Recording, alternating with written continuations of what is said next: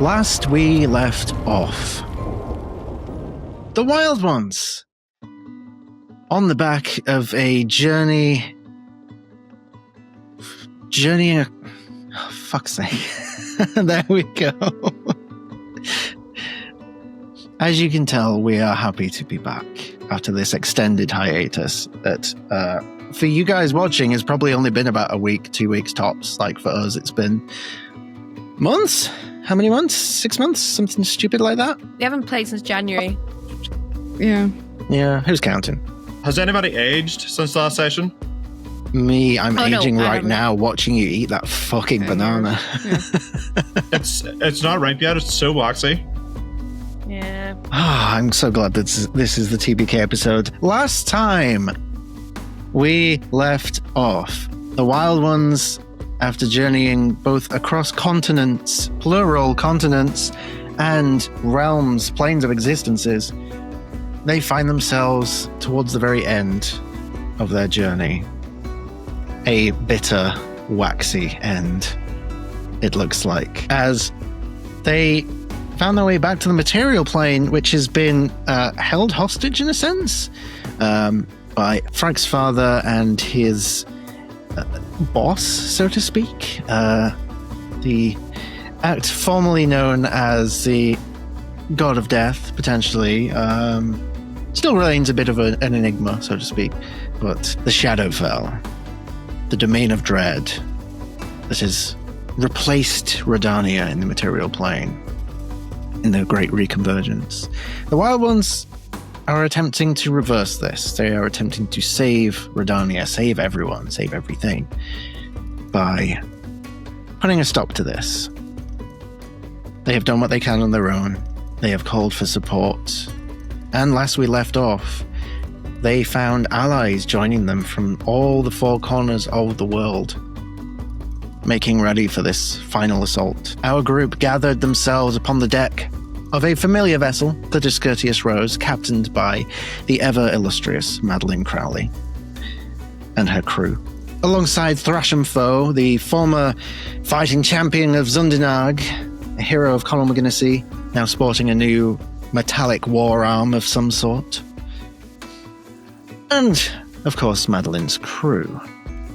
Other allies using different methods of transportation, some just running in on foot, like crazy motherfuckers. But we left off as the Sky Carver, Discourteous Rose, careened back into the sky, heading for its destination, the city of Luyana.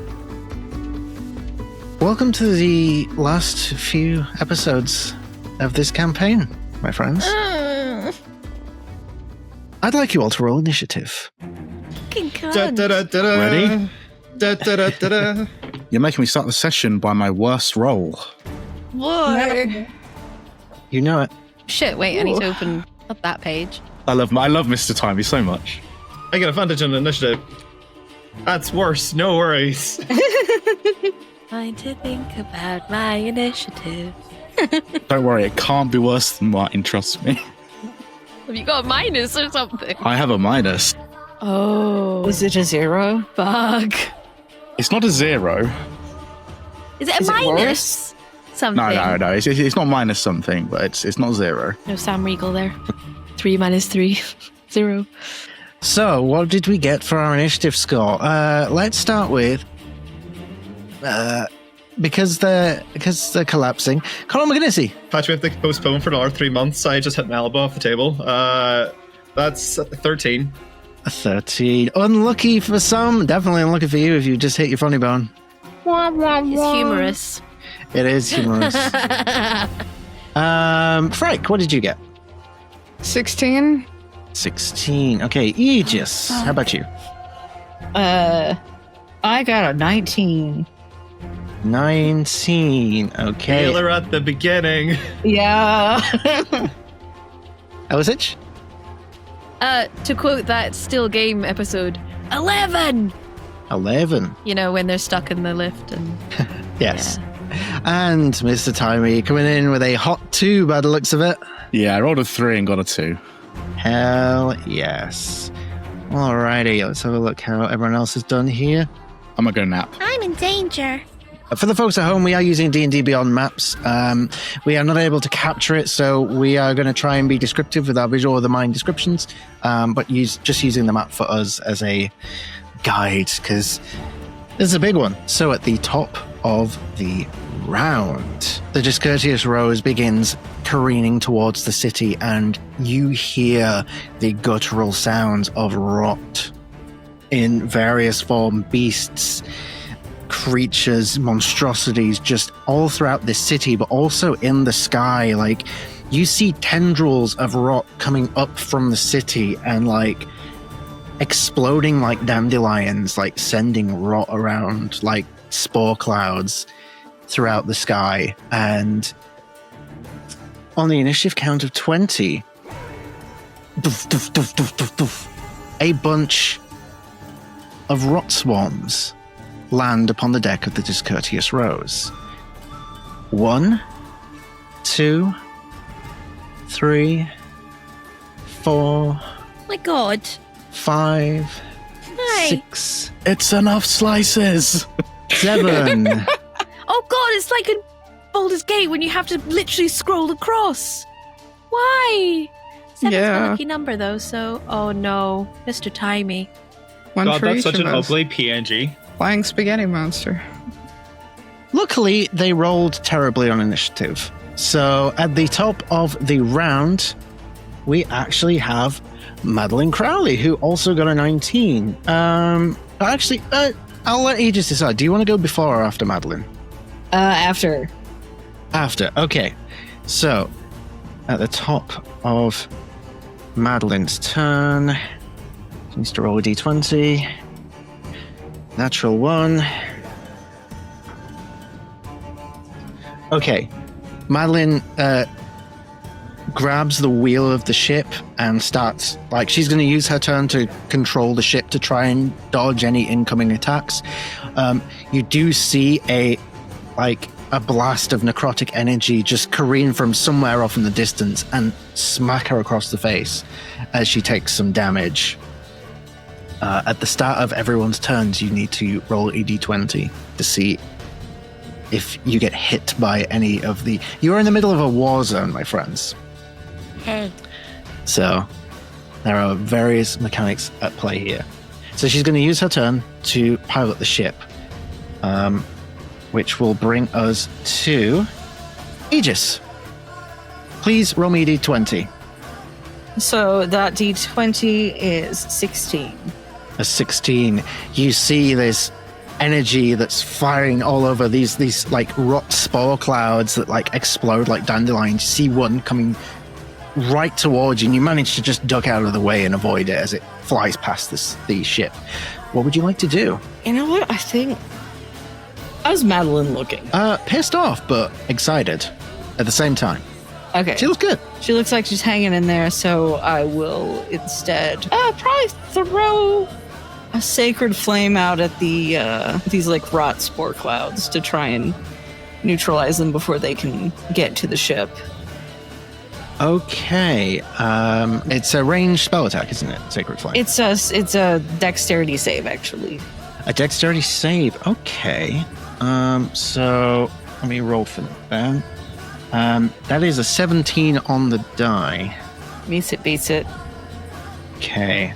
You see that like your aim is pretty much perfect, but as it's about to make contact, you see it kind of like open up and go around it and then reform in a weird like it's, you know, some alive thing in the sky, as it avoids the sacred flame.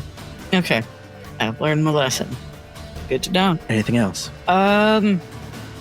Yeah, I will bonus action summon my echo.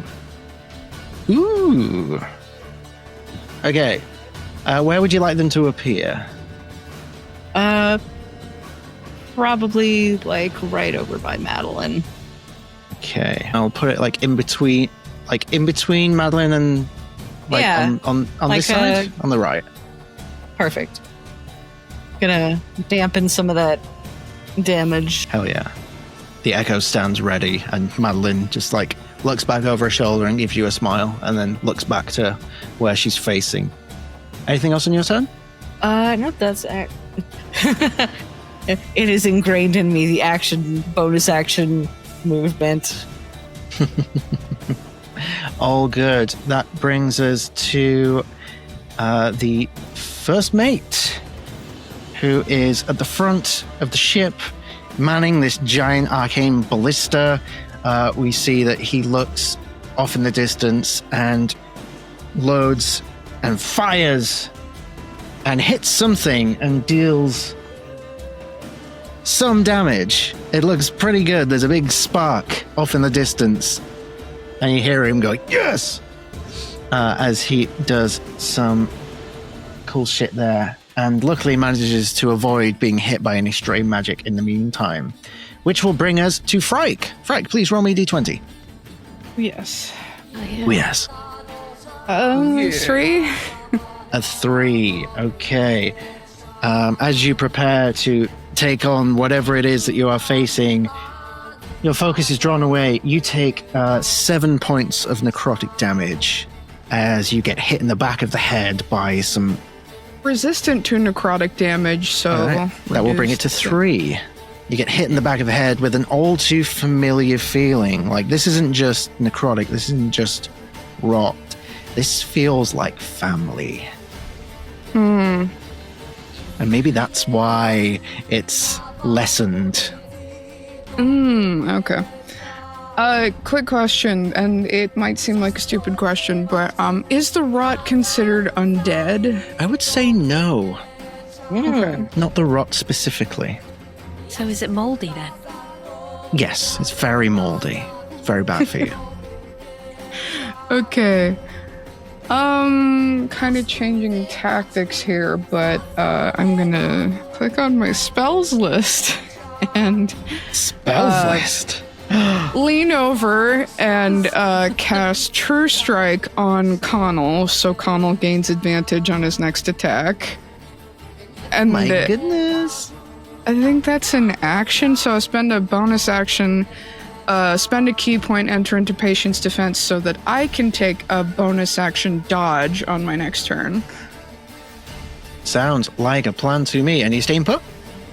Yeah. Alrighty. That brings us to the gunners' turns, who are all going to roll to see if they get hit with any stray magic. Okay. 3 of them managed to duck out of the way. 1 of them rolled a natural 1. That's bad.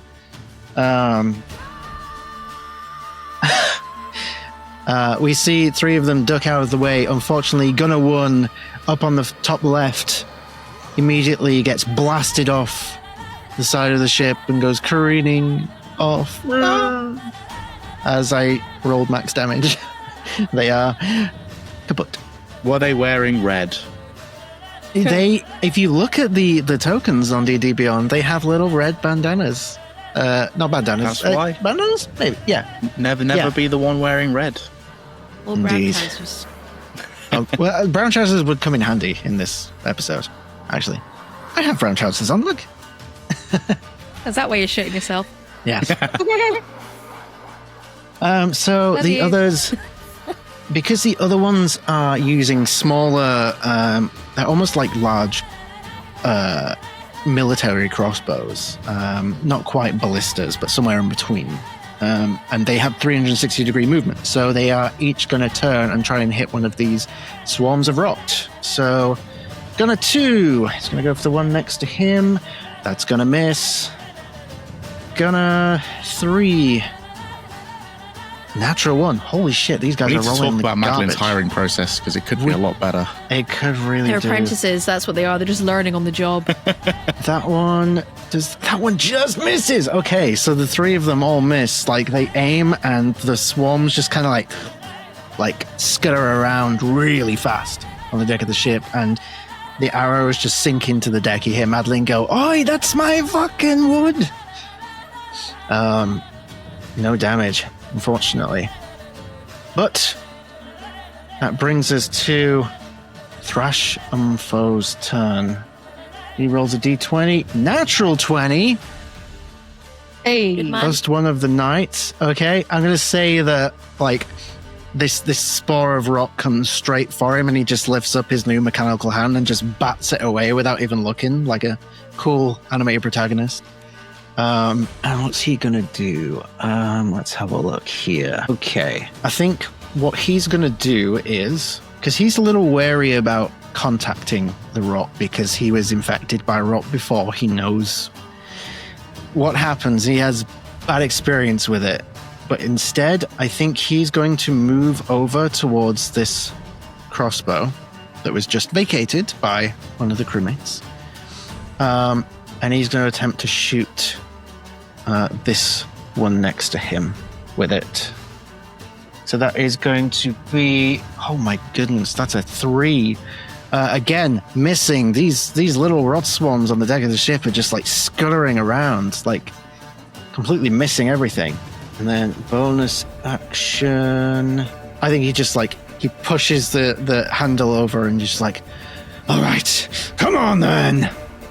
And that's going to finish his turn, which will bring us to Carl McGinnis, Earth Genasi Rune Knight Fighter. Please roll me a d20. Let's go. That is a 6. A 6. You take 7 points of necrotic damage as a spore of rot like hits you in the shoulder as you prepare to do whatever it is you're about to do. So, like, it just kind of like, almost like mist coming past the mountain. It just kind of, and he kind of like swats some of it away.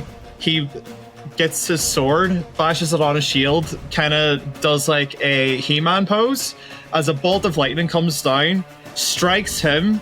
He charges up with electrical energy. He breathes out electric sparks, and he looks at the rot and he says, lightning strikes once, but I'm striking all fucking day, as he uses the gift of the chromatic dragon. So I now have lightning damage on my attacks.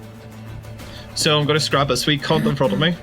I love you. Let's go. Let's see. I've got 2. Yeah, so I've got advantage on 1 attack, or 1. okay. Yeah, first attack. Okay, so that is an 18 plus stuff. The swarm of rot has an AC of 8. Rad. So, just so you know. Okay, cool. Plus 9. Let's go. So that is 1d8. 5 plus 5 is 10, and plus 3 is 13. All right, 13 points of damage as you make contact with it. This electrically charged fury through your blade. The swarm of rots is unable to maintain its form as it practically dissolves in front of you into the planks of the deck of the ship and is gone. Yummy. Connell is going to move. He's going to do like a Dark Souls like combat roll over to like this swarm, and as he comes back up after the roll, he's going to go in for his like second swing with a 17 plus stuff. Absolutely. Which is 10 points of slashing and hang on, 6 points of slashing damage and 4 points of lightning damage. Okay. Let's roll to see. Natural 1. It is unable to maintain its form after being collided. That is another one off the board. And as he strikes that one, he immediately like spins around to get this wee asshole and slash again. Third attack. Let's go.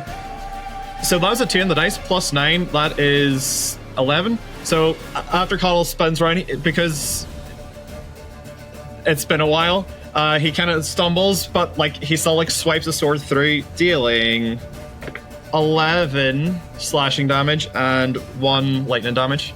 Another natural 1. I'm going to throw this dice away. No, keep it. Yeah. Absolutely cleaning house here. Conal McGinnis. This is what I signed up to do. All right. I assume that finishes your turn with 3 attacks. At the end of his turn, he's gonna try and like bolster his shield in a way where he's like covering Gunner 3? Easily done. You hear Gunner 3 behind you just being like, that was so fucking cool. Holy shit. Oh. I could do this all day.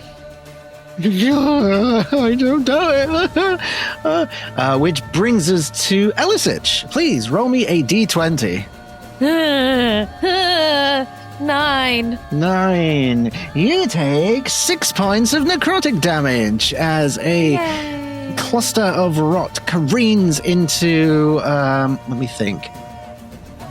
Just nicks the end of your tail. Like it's like it's not the worst thing, but it's the more annoying thing. Touch what you can't afford.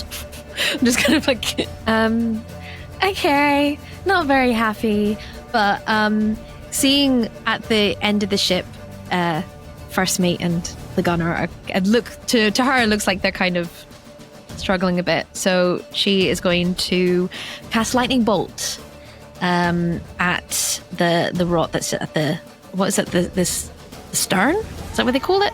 The stern of the ship? Lightning bolt. Guiding bolt. I was going to say lightning bolt is a very different spell. No, guiding bolt. Okay, I thought you said lightning bolt. faithful. I was like, holy shit, that's going to... No. Amazing. Go ahead and make an attack roll. Oh, that's fine. That's a 26. Yes, I'm going to say that beats an 8. Yay. Okay. Is this the one on the left or on the right? On the right. This is where my nautical terms aren't so good. Starboard? I don't know. So on the right, next to Gunner 2 at the front.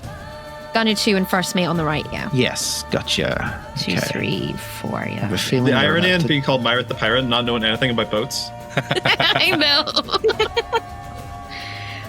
So that's 5, 6, 7, 8, 9. 10 points of radiant damage. 10 points of radiant damage. Disadvantage on this save because it's radiant damage. As soon as the light of the first touches this cluster of rot, it immediately evaporates into nothingness as he rolled a 5 and a 7 on his save. Oh no. Oh, whoopsie. I'm sorry, darling. Very, very clear that radiant damage is gonna do a lot of good shit against these things. But then again, everything you've done so far is doing a lot of good shit against these things. Okay, and then for my bonus action, question about Guardian of Nature. As tempted as I am to have Morgan Freeman kicking about on the boat, he might not be the most helpful in sense. When it comes to primal beasts, would that be just something that would be is that like something that helps me, or is that something that would be like what am I looking for? Like a familiar sort of thing, like a beast that I would have? I can't remember. Let me take a quick look at the ability because it's not one I'm familiar with to immediate memory. Is it a spell or is it a Fourth level? It's a 4th level spell. I think it turns you into a primal beast because it's 2 different forms. You can either become like a giant tree or you can become like a beast, is the way I thought. Oh, yeah. I remember that one. I always thought it was like Yes. I had more The nature spirit Oh yeah, answers your call skin, and yeah. transforms you. Yes. I'm thinking of the other spell I have. Yeah, it's Yeah. like primal savagery on cocaine. Yeah. Cool. Giant tree. I'm gonna cast. Then I'm gonna have the skin of a tree. Skin of a killer, Bella. Couldn't help it. Just gonna have the skin of the tree that they climb. You know, in that famous movie. Can't be to murder So I all get of them. so I get 10 temporary hit points. And I can make con saves with advantage. And Yes. For the folks at home, you gain 10 temporary hit points. You make Constitution saving throws with advantage. You make Dexterity and Wisdom-based attack rolls with advantage. You are a druid, so that's Wisdom. So yeah, your attack rolls are with advantage. While you're on the ground within 15 feet of you is difficult terrain for your enemies. Now, is that because of moon lotuses growing all around, or what is that difficult terrain? What does it look like? it's like a mix of like my nice little thorny vines with the moon, like, you know, like in the kind of in previous episode, we had the whole thing where she was chatting away with the first. the dreadlock vine connection thing with all like the moon lotuses growing out of them. Yeah, so like thorny vines with moon lotuses growing. Right, amazing. I don't have a token for this, but yes, Elisich turns into Treebeard from The Lord of the Rings, and Morgan Myra Treeman. oh my god. All right, if it's going to be Myra Treeman, you have to do a Morgan Freeman impression. Oh, hell no. As bad as my Treebeard impression. The thing about Andy Dufresne is Conor McGinnis was not like the others on the Discourteous Rose. Boy was made of rocks, he was. Jesus Christ. The kind of rocks you could beat someone to death with. Sorry, continue. I was going to say, I don't think I can move without opportunity of attack, can I? Let me just take a look. Technically, yes. It would provoke an attack of opportunity. That's fine. I will stand my ground. All right. You stand your ground as a big tree thing-ish person. Well, I've got like barky fur. You bark at them. I thought you were... I'm a barky fur! I thought you were a tree, not beast. I'm a bit of both, depends on my day. Yeah. I don't know. Cat that barks. Following that, it is now the swarm's turns. So, that one that's next to you, Elisich, is immediately going to... Ooh, okay. That's not a good ooh. The swarm of rot immediately crawls over the deck of the ship and starts crawling all over this new barky exterior of Elisich as you start to feel hundreds of thousands of bites all across your skin and your bark. Termites. Hey, I'm going to check something. Does a 14 hit? Just 1 second. It doesn't, but 1 second. I'm just checking Okay. something with my Cosmic Omen. Ooh. We can attack roll a saving throw. Brother. I lost Bridget to the darkness for a second there. God damn it. We always lose So- Bridget to the dark. So I have a reaction called Cosmic Omen, and so I rolled at the start of this and I got a 9. So I have to roll a die, and I gain the special reaction based on the dice.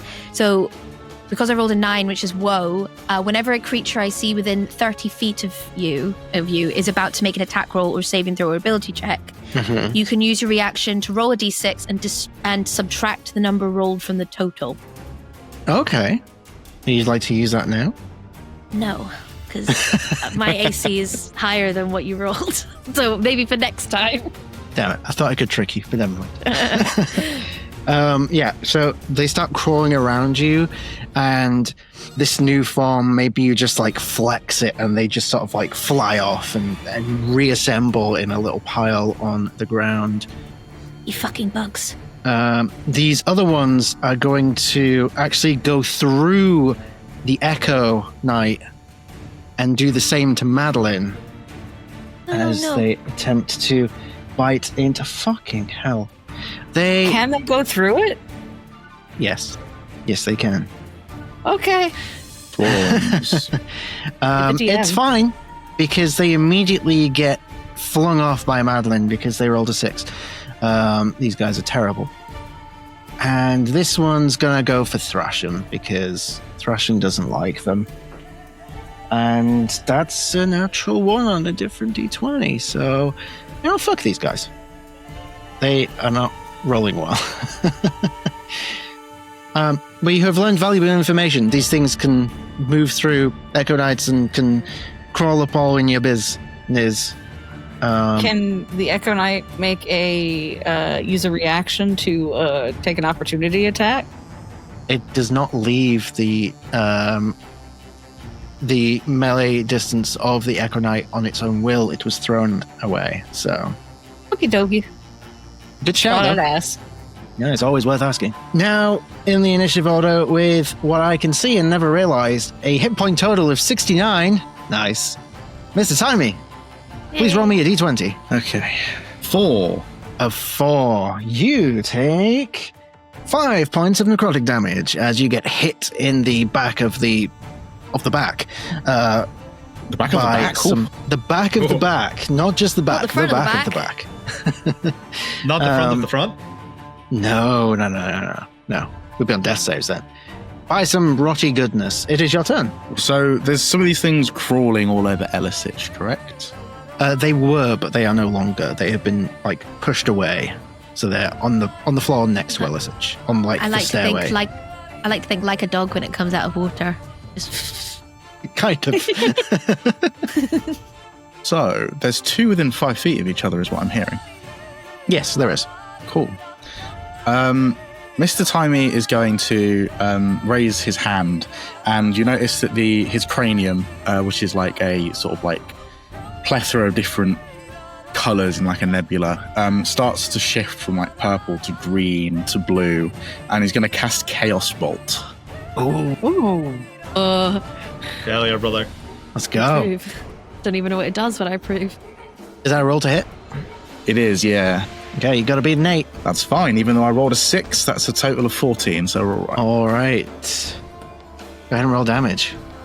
So, if I'm not mistaken, I roll 2d8s and a d6, and then if they match, it bounces, correct? Mm-hmm. Yes, I believe so. Let me double check as well. Okay.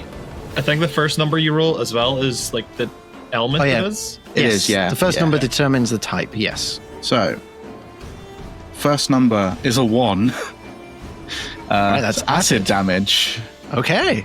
The Good to know. second number is a 2, and then a d6 as well, Okay. which is a 6, so 9 points of acid damage. 9 points of acid damage. And which one are you hitting? This will be the one closest to Elisich. All right. Oh god, Wow. that's garish. Mrs. Timey goes nuclear. Fucking battleship over here. All right. So by the sturdiest rose. Again. that was 9 points of damage, correct? Yours. Okay. He made his save, so he's able to maintain his form. Rude. But he took the damage. You can see that it's not as big of a cluster anymore. It's a much smaller cluster. But it's still there. Anything else for your turn? Are we ruling it that I can cast 2 level 1 spells? Same as in Critical Role, or are we doing it where I can only cast 1 spell on a cantrip? I didn't know they had that rule on Critical Role. Yeah, they allow them to use low level spells more than once in a turn. Oh, interesting. Yeah. I tend to do a cantrip and a leveled spell. Okay. In which case, that would be the end of my turn. Alrighty. Oh, does that mean I wasn't allowed to use Guardian of Nature then in my bonus action? Because that's a leveled spell, and same with. What did you Guiding do Bolt. with your? What did you Guiding do with? Bolt. I did Guiding Bolt, and then as my bonus action, I did a Guardian of Nature. Was that a feat? Like a No, it part was of a your spell. race, or? It was an actual Oh. spell. That's a good point. In which case, then, fuck it. I'll roll it. You can do. I would like to cast Sanctuary on Madeline. Cast Sanctuary on Madeline. My sanctuary. Because she seems very set on steering the ship and not actually doing anything. All right, yet. cool. You can absolutely go ahead and do that. Does that give temporary hit points? No, so whenever someone tries to attack the target that is warded, they need to make a wisdom saving throw, or they have to choose a different target. Ah, yes, I remember now. Duly noted. Okay, what does the sanctuary look like? It's not going to look like much, to be fair. You're just going to notice that all of a sudden, Madeline starts glowing, just like a weird, almost blue light, just faintly effervescent. Just my radiant personality. Enhancing her natural glow, if you will. Yes, always. All right, amazing. So that is the end of round one. We are back to the top of the initiative order, which means I have a roll to make. Actually, you know what? Bridget, you've got a big smile on your face. Roll me a d6. Oh, okay. 2. A 2. Okay. Interesting. That's not a good okay. So, right before we get to Madeline's turn, as you are looking out across the ship, you see towards the back there's these couple of swarms that are still there bothering Madeline and Elisich. Over to the front, you see that most of the danger has been taken care of. You see Thrasham dealing with a swarm of rots, and then behind him, you see a flash of dark light as 3 shadow dancers spawn onto the ship. off. Smaller than the ones you've encountered before, but there is 3 of them. It's back. Jump scare. As one appears immediately behind Thrash, which could be problematic for him. Could Be. wondering if shouting is a free action. I think. Hang on. What's Thrasham's passive? Let's see if Thrasham would know. I happily flip people off as a free action. His passive is 13. So you know what? I'm just gonna make a quick roll. Thrasham has no idea, but you don't know that. So Okay. top of the initiative round, Madeline. I think she sees this immediately, and she sees that like Thrasham and the gunner and the first mate have all got hold of like the weapons on the ship. So she immediately jerks the wheel to one side, and the ship goes. Woof. I need everyone to make a dexterity saving throw. Please no. Oh, I've got advantage. Oh no, This that's is the time he's cursed. Well, I failed, so I think I got a point of momentum now. No. So there's that. 15. Yes, if you fail, this is a DC. I'm going to call this DC 10. So if you fail, you can take a point of momentum. This is a homebrew mechanic we are testing out for future QuestJunkies things. Instead of DM given inspiration, it is a mechanic called momentum. I'll make a video about it at some point, maybe, if I Okay, remember. so I rolled a 2, but I have a +6, but that's still an 8. Okay, so that is a failure. How did everyone else do? Dex save, that is 12. 12, that is a success. You keep on your feet. 13. 19, that is a success. 17. 17 as a success. 3 is a fail. Out of everyone else, yes.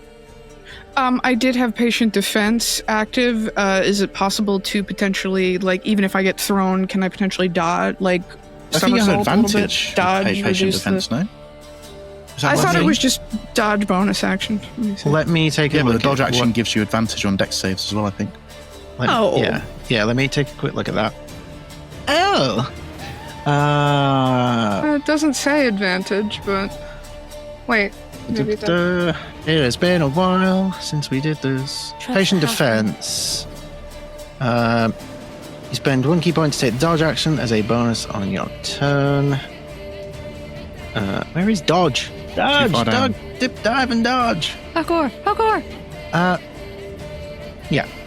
We'll say for the purpose of this, you can have advantage on the save, so you can reroll. Okay, it's another 2, same roll. Never mind. Always worth checking. So yes, so Fuck them dice. out of all the NPCs and stuff on the ship, Madeline is the only one who succeeded. So everyone who failed, you don't take damage, but you are knocked prone, as you weren't expecting the sudden jerk of the ship. You just see Mr. Timer go, oh no, and then just topple. Cats always land on their feet. But you are part tree, are you not? I'm still a cat. But the fortunate thing is that all the shadow dancers did indeed also fail, so they are all prone as well. Prone is good, especially if you are a melee fighter kind of thing, because it gives you advantage on your attacks. that's going to bring us to Aegis Asphodelis. Okay, Aegis is probably going to send the Echo over here, and then bonus action switch places with it. Nice. And then we're going to go for some fun stuff. We like fun stuff. Oh, radiant damage it does wonders on these. So you see his like 3 sets of wings spread out in this kind of biblically accurate nightmare, and then from them this like kind of glowing smoke emanates out as he casts Spirit Guardians. Yeah. Love to see it. Spirit Guardians. Hell yes. I'm going to ask the age-old question, which is that triggers on their turn, right? It's the thing I never remember. I think it does. It triggers when they enter the field.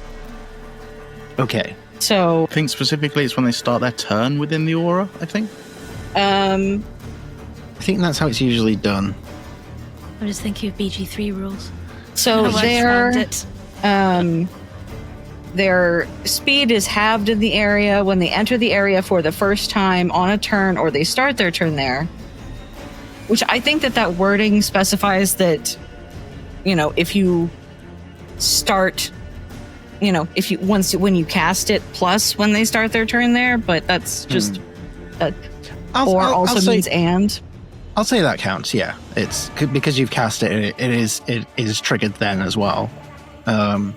So doubly difficult terrain for them because they already have difficult terrain from Elisich. So interesting. Hell yeah. Speed quartered.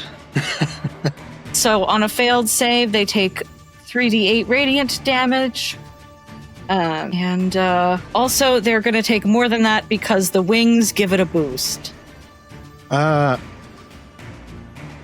me what happens as they combust because they both rolled like absolute shit. I'm going to find some new D20s. 1 second. Once per turn, basically 11 bonus radiant damage. Oof, nice. All right. Anything else on your turn? Yeah, I think they just vaporize. They certainly did. No, I think that's where we're at. Okie dokie. That will bring us... did you make your D20 roll at the top of the turn? For this turn, no. Okay, if you go ahead and do that for me now. That was a 19. 19. You managed to duck out of the way of some incoming rot swarm. Noticeably a little bigger than last time. Guys, they're getting bigger. That brings us to the first mate, who's gonna make his roll. Oh, just manages to succeed. Like at the last minute, it looks like this rock cloud's about to clock him in the back of the head, and he like turns to react to someone saying something, and it careens past his face, like just brushes the tip of his nose. He goes. He still sees something up ahead, so he's going to take another shot at it. That is a 4, so he misses. Just the ballista careens off to one side. That brings us to Frike. D20 roll, please. Okay. All right. Yes. 15. A 15. You manage to duck out of the way of a, noticeably slightly bigger cloud of rot careening across the side of the ship. It is your turn. Okay. All right. So, A, B, and C, I believe they're still prone. Yes. All right. So, when you're prone, you use half your movement to stand up. Correct. Fun fact, I hadn't looked at it recently, but Frike now has 50 feet of movement. No idea when that happened, but half movement is still 25 feet, so... Plenty of using movement. Plenty of room, yeah. You can get over there, no problem. Crazy. Alright, getting over to one of those prone bastards. And alright, gonna do something I haven't done in a while and take out the Vicious Battle Axe. Still 2 attacks per action, so there's that. Okay, and that is a 15 to hit for the first attack. But do I have advantage because they're prone? Yes, you do. Okay. That's a natural 20 to hit. We're There just we getting go. Having a to really good 5. time. What happened? Oh, that Okay. is- natural 20 is definitely going to hit. Yep. So maximum damage plus a normal roll of the damage dice on one of these shadow dancers. As they are prone Okay, on the and floor. because it's a vicious battle axe, when I crit with it, it takes an extra 7 damage of slashing. So Yes, it does. Mama. D10 plus 7 plus another D10. It's a crit, so all damage dice is doubled. So it's not plus 7, it's plus 14. Plus 14. Okay, cool. I think. Yeah, it's fine. Even if it's wrong, I don't I want to care. know what the Brutal total bullet. is. Okay, so 14 plus maximum damage on a D10, so 10, so that's 24. I only rolled a 1 on the D10, so that's 25 points of slashing damage. 25 on the first points attack. of slashing damage on the first of the attack. It's a sizable hit.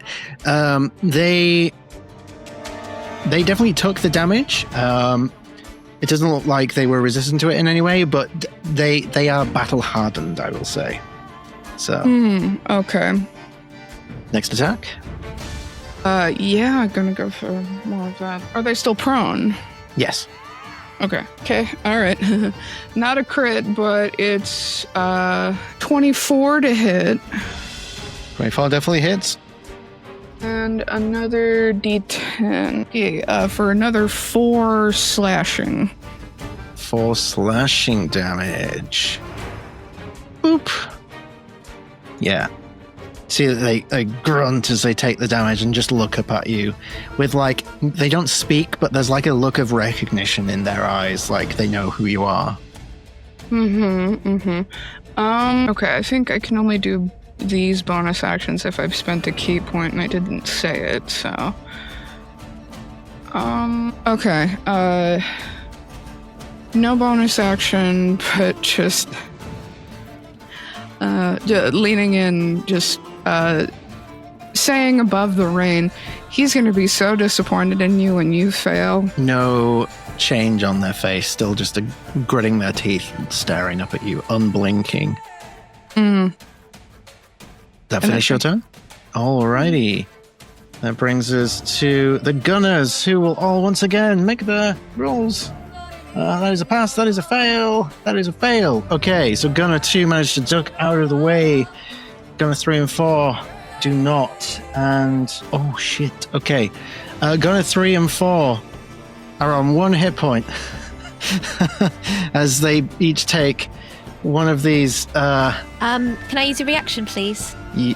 Certainly. Would you say What would they're like in to 30 feet? do? Any of them? Yes, either of them. Okay, so I'm going to use my reaction, Cosmic Omen, Woe, to reduce the, what's the word I'm looking Reduce the for? damage. Yes. Let me just get it. Now that's just on. It's just on one of them, correct? Yeah. So I Yeah. can only do it on a creature, so I need to roll a d6 for this.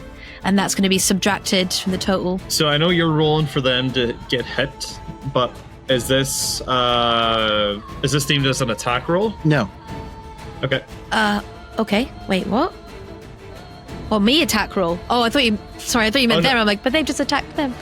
No, I'm talking about the rot hitting the gunners. Yeah, that is, it is like a lair action essentially. It's not strictly an attack roll. This is an effect happening.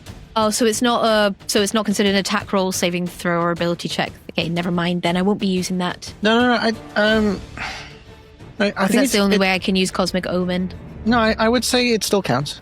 Say it still counts. You Okay. can use it. It doesn't do much, but subtract 1 from the number you rolled. Okay, so one of them is on 1 hit point. The other one is on 2 hit points. So Yay! Every little counts. every little counts. So let me just put a nice little red ring around both of them. Excellent.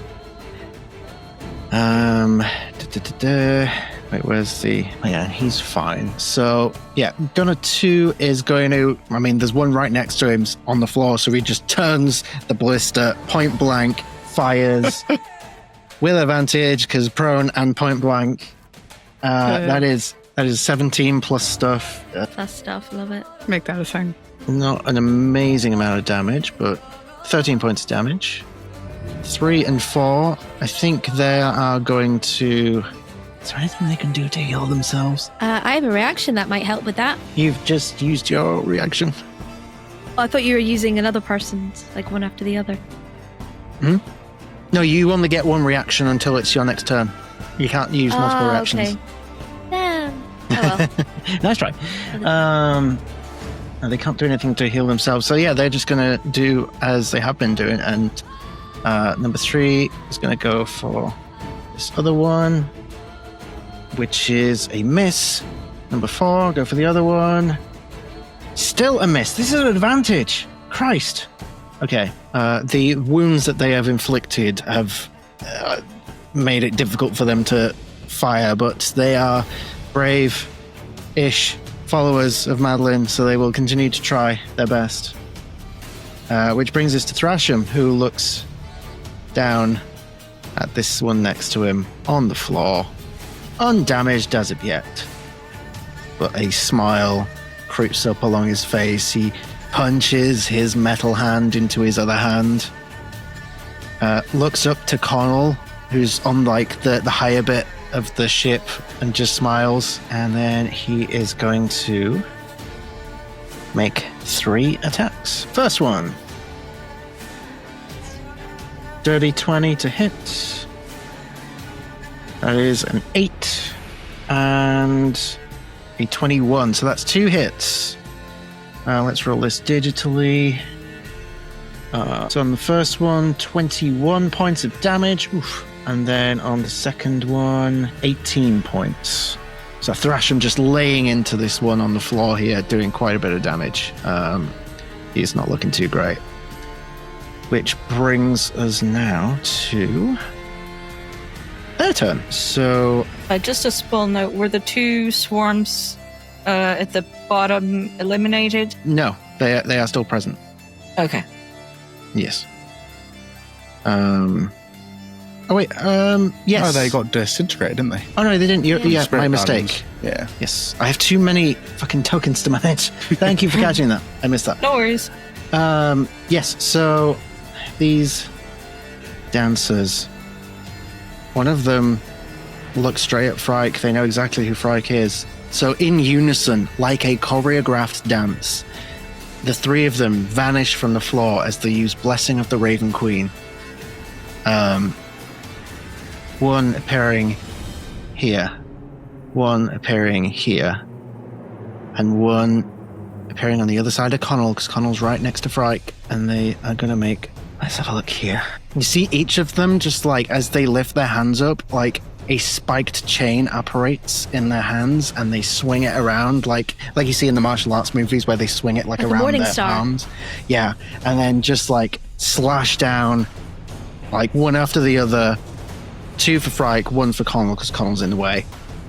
So Connell is going to use his Cloyd rune. So from his hand, you see a little Cloyd form, but in front of Frike, almost like a big Cloyd shield, as one of the chains slaps into it and slashes the other Shadow Dancer.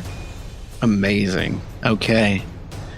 So that first one. Well, let's see if they hit first. So the first one is going to be that's a dirty 20 to hit on the first one. To who? To Frike. So, yeah, it hits. But that's going to lash at the other attacker. That's going to lash at that one. So that one is going to do... 14. Nice. 14 points of damage on that one. A dex save. Makes the dex save, so that's fine.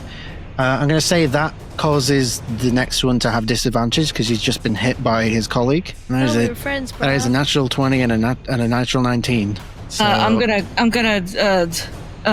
the natural 20. It was a roll with disadvantage, so it's not a nat 20 anyway, unfortunately. Okay.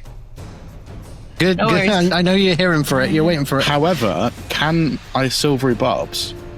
You can silvery barbs, yeah. I'll make I will the roll silvery again. barbs. Who are you giving advantage to? Who are you giving advantage to? I'll give it to Connell, seems he's up next. Okay. Oh, we've never thought about how momentum would affect silvery barbs. Interesting. That might be food for thought. So, yep, re-roll again. Natural 19 and an 8 for a total of 14 to hit. Just misses. Just misses. Okay. Hell yeah. So, second attack also misses Frike. The third one going straight for Connell. That is going to be a natural 19 again, 25 to hit Connell. Yeah, he takes it. All right. Like a boss. You are going to Like a take 13 points of piercing damage, and I need you to make a dexterity saving throw. DC of 14. Literally got 13 on the dice, +1. You managed Quick to shrug question. off the other effects. So, It's not oh, sorry, go ahead. Sorry, just a quick question. It's not a ranged attack, it's a melee? This is a melee attack.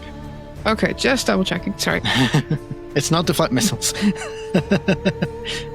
I will give you missiles to deflect. Good, I'm glad. Yay, he's threatening So- us with a good time.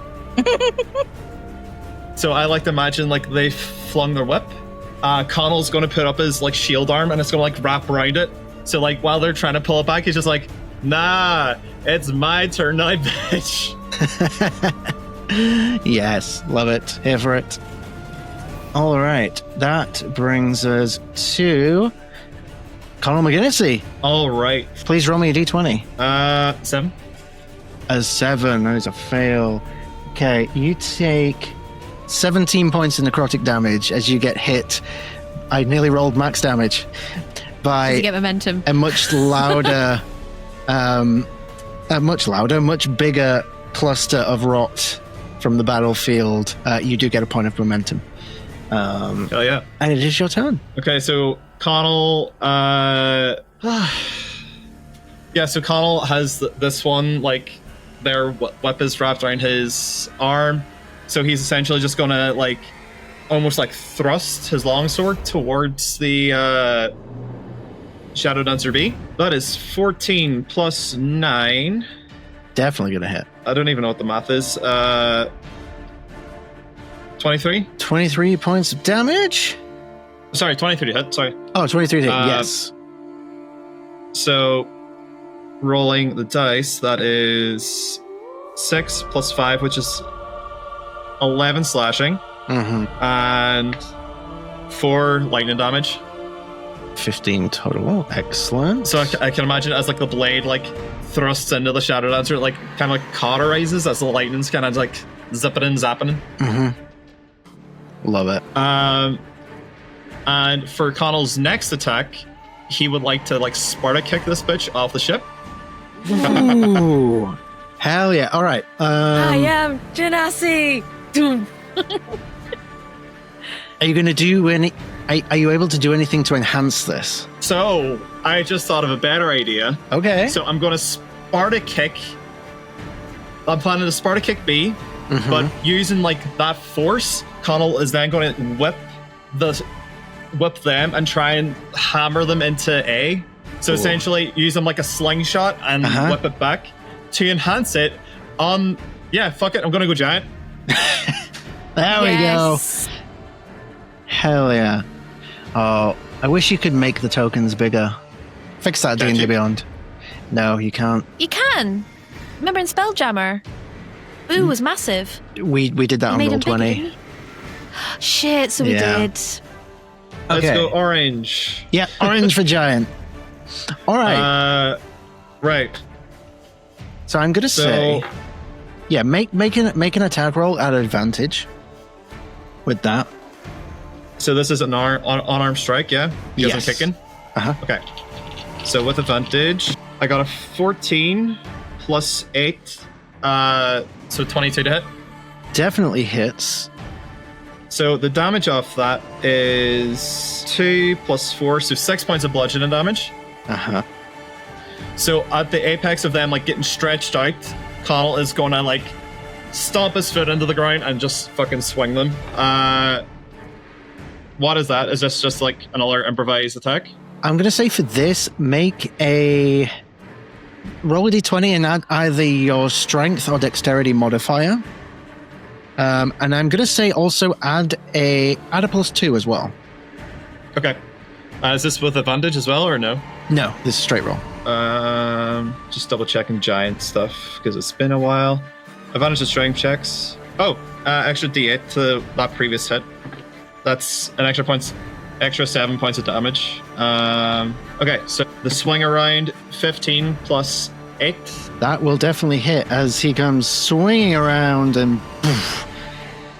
Please roll me 6d6 and we'll split it between the two of them. 5 d6s. Come on, there's not one here. Thank you. 66. 6d6. That is a 5, an 11. Sorry. Yeah, 5, 11, 16, 20, 22 points of that damage. 22 points. So we'll say half to 11. They each take 11 points. Mm-hmm. Oof. They are both looking very rough now. Okay. Amazing. So yeah, you do this monumental movement, swinging around, crashing straight into the deck of the ship. You hear Madeline from the wheel again going, "For fuck's sake! I want this ship to be in one bloody piece when we're done, please." Take me down to the ground then, for Christ's sake. I'll kick you down to the fucking ground in a minute. And that does it for your turn. Elisich, please roll me a d20. Okay. It's an 8. An 8. You are going to take... Wow. Okay. 4 points of necrotic damage. I rolled terribly. Cool. So I lose concentration, but I only get 4 taken off of my my temp points. Because Guardian Nature's concentration. But you make a concentration check. You don't just automatically lose concentration. Okay, I'll just make do a concentration you check. You just make a Constitution saving throw, and you have to beat a DC of 10. 8. 8. No. Don't you get advantage because you're in the Guardian form? Yes. Yeah. Let me. Hey. There you go. Oh no, 18. Sorry, I was looking at I was looking at my text. It's yeah, still 0, beats a so 10. 18. So yeah, you're Cool. good. You maintain concentration. It's fine because either way, I'm going to drop my Guardian of Nature. Oh god, I'm so fucking nervous about doing this. Okay, so Elisich, seeing her friends in dismay and whatnot, she is going to. I need to move my character, so she's going to. I like to think that she can kind of get up onto the corner of the railings using her staff. Easy enough. She's going to kind of balance there, and using her staff for leverage, she's going to transform into her starry form. With this, you see she is completely encompassed with vines. Moon lotuses completely cover those vines as she's lifted into the air, and what is revealed is, think of Sailor Moon in her princess form as Princess Serenity, mixed with Sailor Saturn, so she has like really deep purple black dress, and she holds her staff in front of her and says the following, and I've completely lost the writing for it. Where is it gone? I have it. I had it saved. I had it open. Give me a second. Not in her usual voice. I am Elisich Vescar, chosen by the first and Princess of Wiskari of Rhódania. The stars have judged you, and so will I. And with that, she's going to cast Guiding Bolt at level, let's say level 4 at C for cunt in the corner. Hell yeah. Yes. Let's go. Okay. That would be a 23. I'm going to give you advantage for that, just for the description that you just gave, because that was cool. Okay. I'm going to use my shiny dice then. 22, so I'll go for 23. 23 will definitely hit. Go ahead and roll that damage. Okay, so I've got 7 to do. 1, 2, 3, 4, 5, 6. Is my other D6? Oh, let's use that one. Okay. Ooh. So that'll be 5, 9, 10, 16. 19 points of radiant damage. 19 points of radiant damage. So 38 points of radiant damage. As they are weak Yay. to radiant damage. And the cunt. Immediately clattering down to one knee, like clutching their torso in pain. And as they look away from Frike for the first time, I look over towards this new form, this starry form. I would say somewhere far away from this battle, in some unknown place, creatures that have not heard their name spoken out loud in a time not even known by mortal minds. Their furry little ears may have just pricked up for the first time in a long time. I forgot to say, because I was nervous, for description sense, she doesn't look like Elsitch anymore. She looks like an older version of Rhódania, in case you hadn't noticed. But yeah, she looks tidy, let's just say that. It's Rhódania's. Rhódania's. Yes, queen. Oh yeah, it's like Feronia with the handsome Squidward face. Oh, God. Incredible. All right. So, with that, it is now the remaining swarm of rots' turn. Not gonna lie, Okay. he's kind of outnumbered a little bit, but he has a job, so he is going to go for Thrasham again. It is a 5, so he don't do shit. He bounces back exactly where he came from. Mr. Timey, please roll me a d20. 9.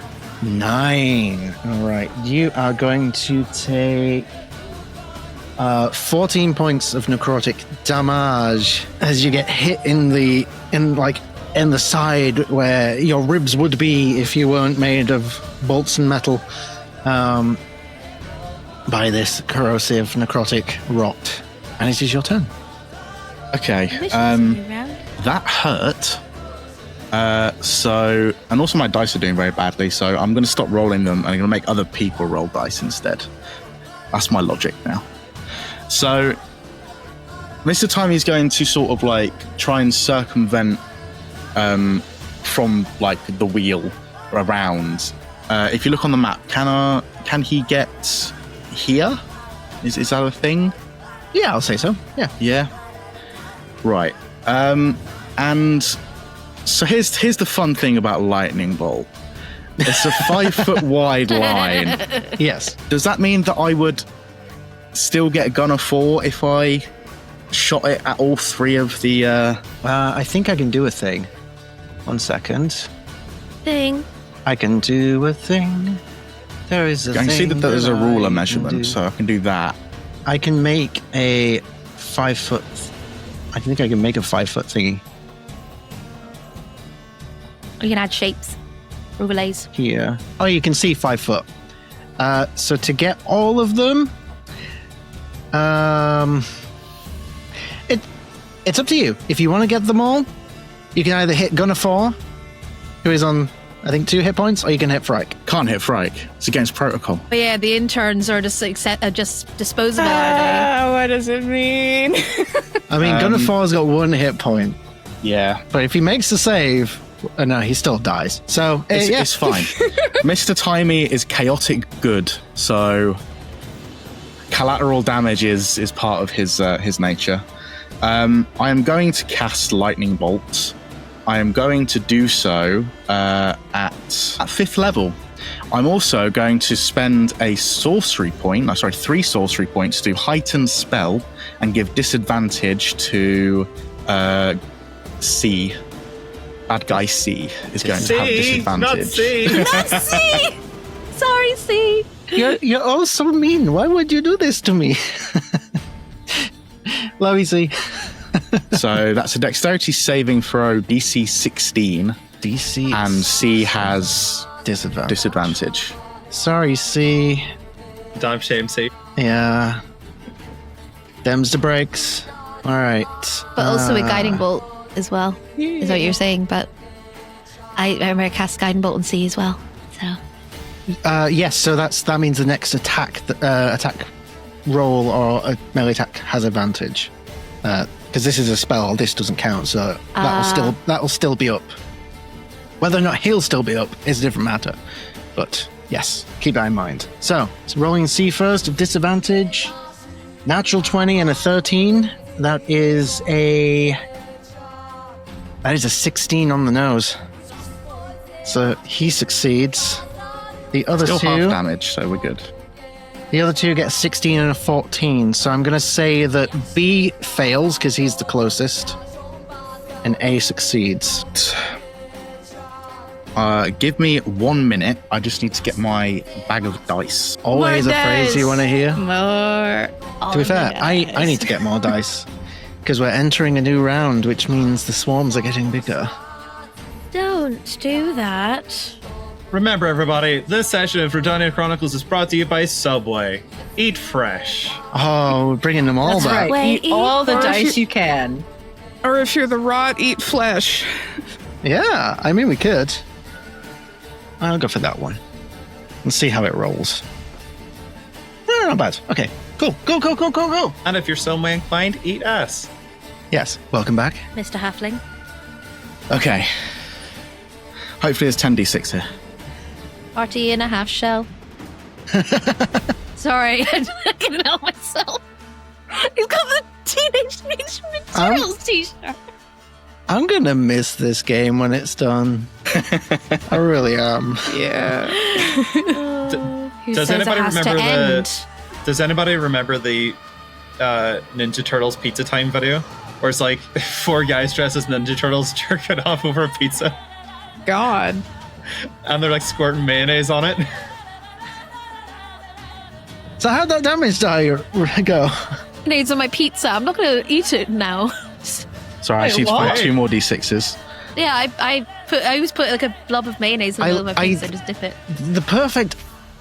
The perfect advert for this campaign, like, I'm sharing a wholesome moment saying, I'm going to miss this campaign, immediately followed up by, hey, we seen that video of the 4 guys dressed as mutant turtles jerking off on a pizza? Welcome to QuestJunkies. Okay. Good times we had. Are we listening? Yes, chef. I love that sound. It's like Yahtzee. Not accounted all. So I see some ones here, so I'm going to spend another... 1 second.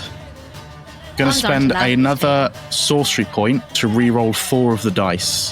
Hell yeah. So I can do that after already using meta magic as well. So that's 4 in total I've used. And then I'm going to re-roll that 1. Better. That 1. Better. That 2. The same. And that 3. Way better. Awesome. So I'm going to need some help with math here. We have a 6, a 2, 8, a 6, a 5, 19, another 5, 24, a 3, 27, a 5, a 4, 32, a 3, 36, and a 5. 39, 44. 44, yeah. What music Pat, are you watching that video right now? Yeah. Are you going to get his You're copyright watching struck? that video right now. Okay. Disgusting. Christ. So It's was a daily motion if anyone wants to see it. No, So- I know. Send the link. Thank you. Send the link. So 44 points of lightning damage. Cowabunga. Really? Mr. Timey, tell me what happens as you completely eradicate these 3 shadow dancers off the deck of the ship Ah, legend. with your Kamehameha. So, kind of like the clockwork sort of like face in his chest is just going to start spinning again really, really fast until it starts to pulse and spark. And there's just going to be a line. And the last thing that happens before the line shoots out is he turns to the random crew member and he just says, I do apologize. And then just... And he goes to open his mouth to say, what? But no sound comes out as he is dusted Thanos style. I don't feel so good. He had a wife and children, you know? Got a And backstory. possibly a cat. Yeah. Killed Jeff. Poor Jeff. Oh, he's just a candle in the wind. Oh, we are. That brings us to the end of this round. At the top of the next round, can I ask, let's go with Mai. Please roll me a d6. Okay. Sorry, I was just grabbing my pills. Roll d6. That's a 3. 3. Ooh, okay. At the top of the initiative round, we get to Madeline's turn as she looks around to survey if there's anything else appearing on the ship. And indeed there is. At the very back of the ship, 2 shadow blades pop into view. Connell's gonna look at Madeline and point at like the destruction that Mr. Timey just left and says, "Oh, fucking nothing." I'm going to kill these sons of bitches when we're done. I'm going to kill all of them. Just a ship. We gotta crash the ship. Third time's a charm. Would it be third time? Yeah. I can just hear I frustrated feel grumbling. fucking guilty this time. Oh, I forgot to roll for something else, actually. That is duly noted, actually. So Madeline looks over her shoulder, sees these 2, like, spectral rot forms wielding these really large, like, scimitar-like blades, just sort of, like, manifesting in space at the back of the ship. And then all of you hear this grumbling up ahead. The thing that the first mate has been firing at comes into view as the ship rams directly into it. There is a point at the end of the ship where this ballista is, and it impales this thing. We now have a rot spectre impaled into the front of the ship as we head into round 3. I don't like it.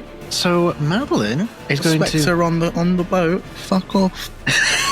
That might be my favourite reference that you've ever done. Let's have a look here. Okay. Madeline looks around, like tries to get a bearing on where you are in this city, flying overhead. There is chaos all around.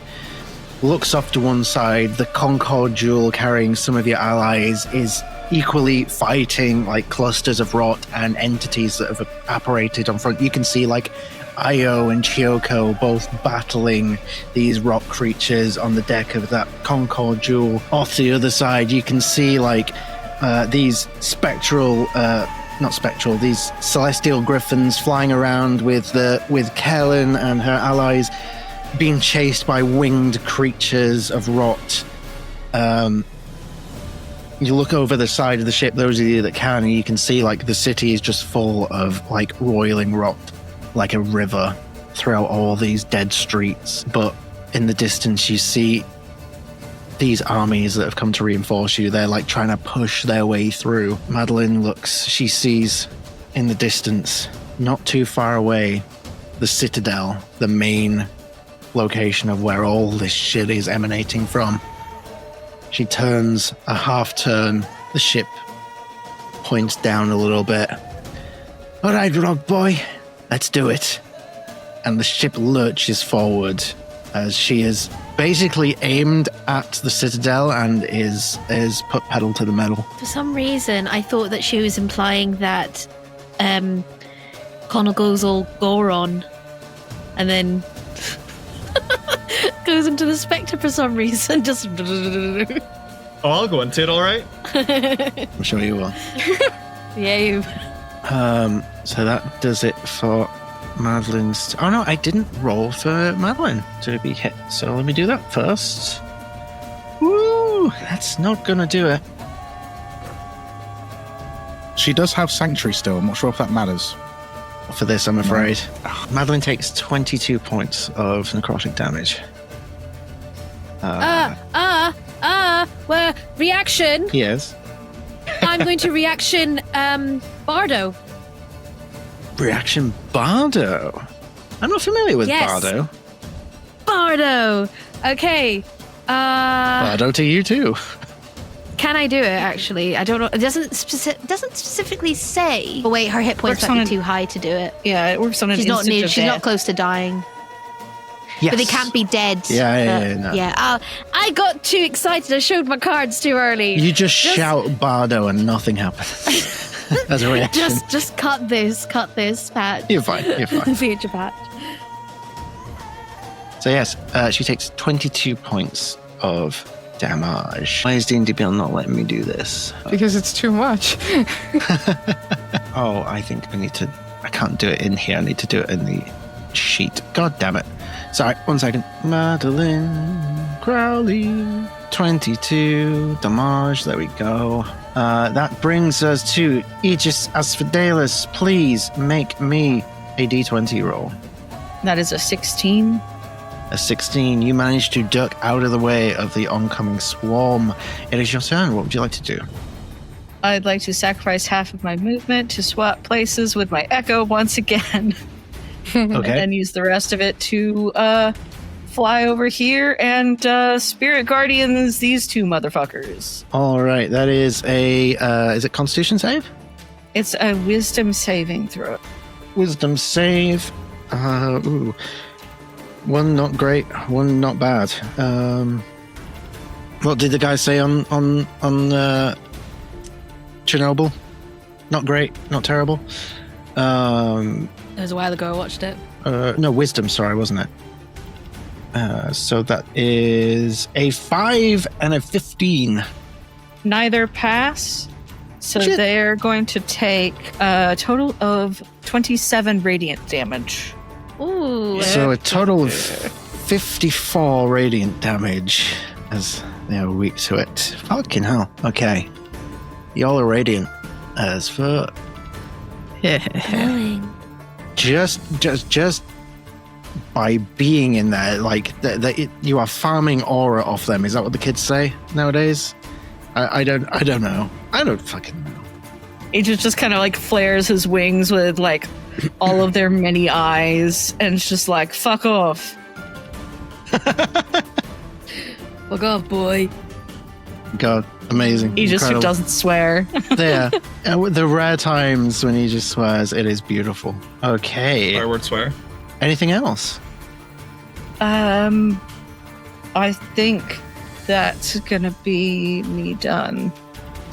Alrighty. It's just kind of gonna keep track of what's going on back here. All right. First mate makes his roll. Just succeeds. He just manages to duck it out of the way, which is good because he's now face to face with a rot spectre impaled into the ship, which is good for him because he's holding the trigger to a ballista, which is pointing directly at this thing, which is stuck. So I'd say that calls for advantage on the roll. Do with that as you will. Hell yeah. Oh god, that's terrible. So let's hope that's enough. It's AC. It's been a while. Oh, he's okay. AC's not great on this thing, so it hits. So he is going to take 16 points of piercing damage to this thing. Does it dislodge it though from the ship? It does not. It remains stuck, but it does push it back a little bit. You see it recoils and reacts. Which brings us to Frike. Please make me a d20 roll. Okay. That's a 4. Leave half to 10, I believe. Reduced to 10. Yes. This is your turn. Alright. Yeah. Alright. So, one action, 2 attack. No, it's just a spell attack, though. So, in a rare moment of rage, getting hip checked by another of the globs of rot, she just kind of rears back and shoots, I believe it's up to three total Eldritch Blasts at the swarm of rot grubs, just because it's been around a little bit too long. Okay, go ahead. So, Our pets. No! Bye-bye, Yeller. okay, 7 plus 5, so that's a 13 to hit. That will definitely hit. It has an AC of 8. So 4 on the d10 for the first. Natural 20 on the second. Love to see it. Another 9, so that's 19 points on the second one. So 19 plus 4. Okay. And 17 plus 5 to hit for the third, Hopefully hits. in case it's not down yet. I mean, it's definitely down. I just want you to roll. Okay. Because it's fun to roll. 5. All right. So tell us what happens as you dust this thing. I think she just kind of, it's that feeling of like crawling out of like the primordial ooze, just like sloughing off all of this disgusting rot and just being so reviled in this moment that like it's still happening. All of this is still happening, and it could be so easily preventable with one single conversation. But of course, not her father. Quitting is for dads.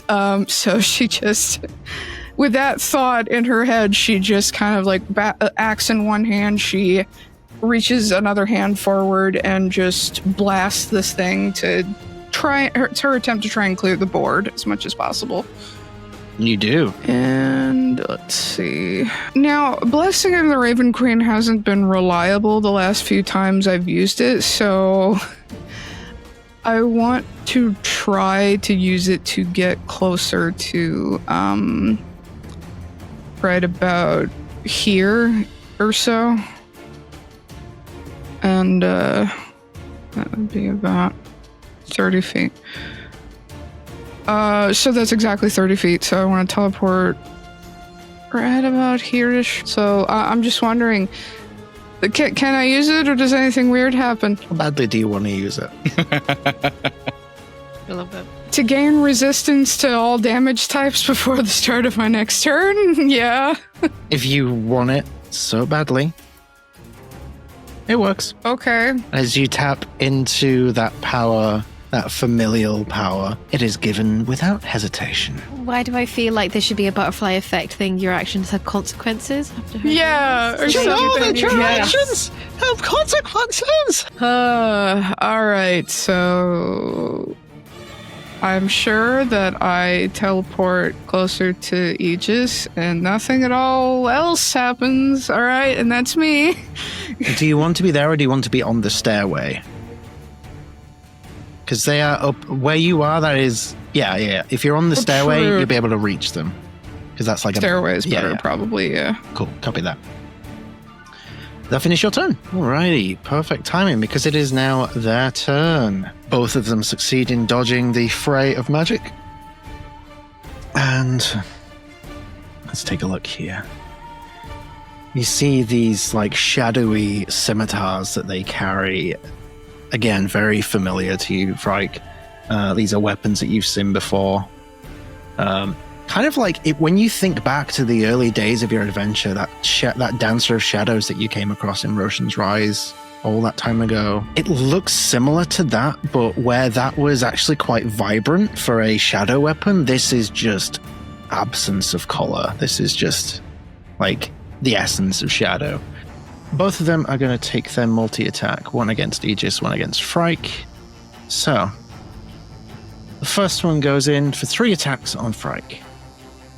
First one. Not great. 13 to hit. Miss. Second attack. 24 to hit. Yeah, that hits. Third one. 18 Silvery to hit. barbs. On the 24. Okay.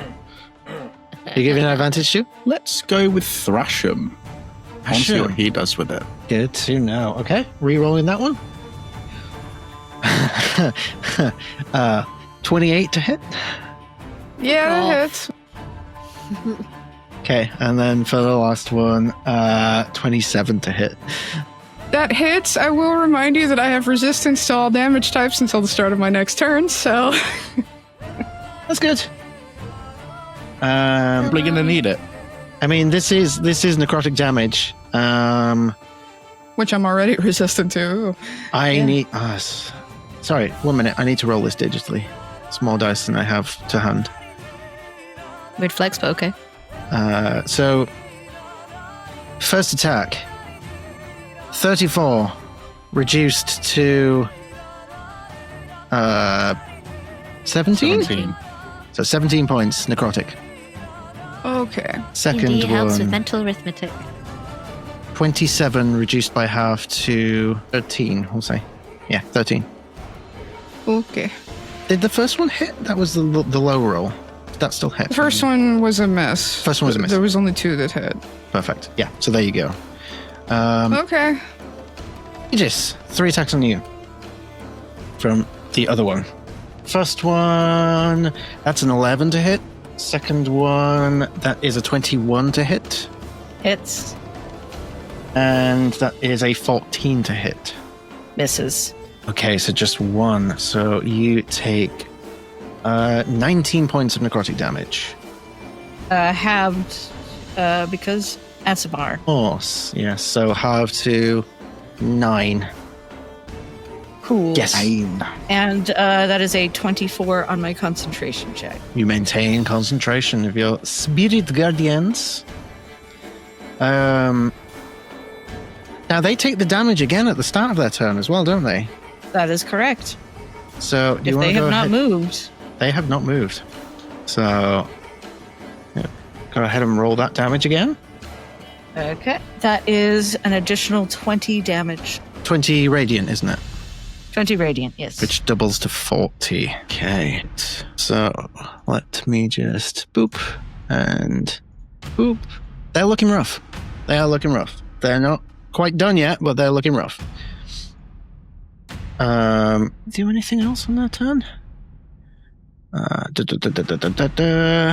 could have. You know what? I'll do it this time. I could have done this before, which would have made things a lot worse, but I'll do it now.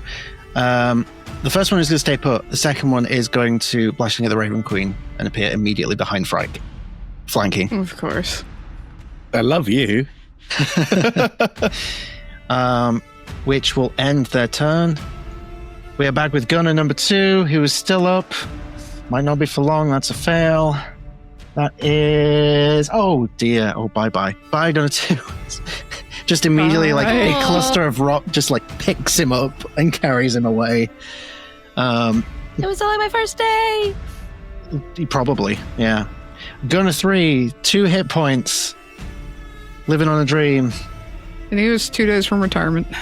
Also fails. I don't need to roll. He is carried away by the rot. Thrash. It's his turn. He has advantage. Thanks to the thing. He doesn't need it because that's a natural 20 for Thrashing. So he once again just palms it off with his mechanical hand. He looks and sees what's happening at the back of the ship. How far away is it? Okay. So I think what Thrashing is going to do is... Where is it? It's the range on this. Sorry, 1 second. Okay. Thrashing looks over to the one that just appeared behind Frike, and he lifts out the mechanical hand, which begins sparking. Haven't tried this out yet. And he squeezes the hand shut as he casts Banishment. Oh, As it vanishes from view. damn. Now, we are on the material plane. If he can keep him banished, he's not coming back. Be gone, thought.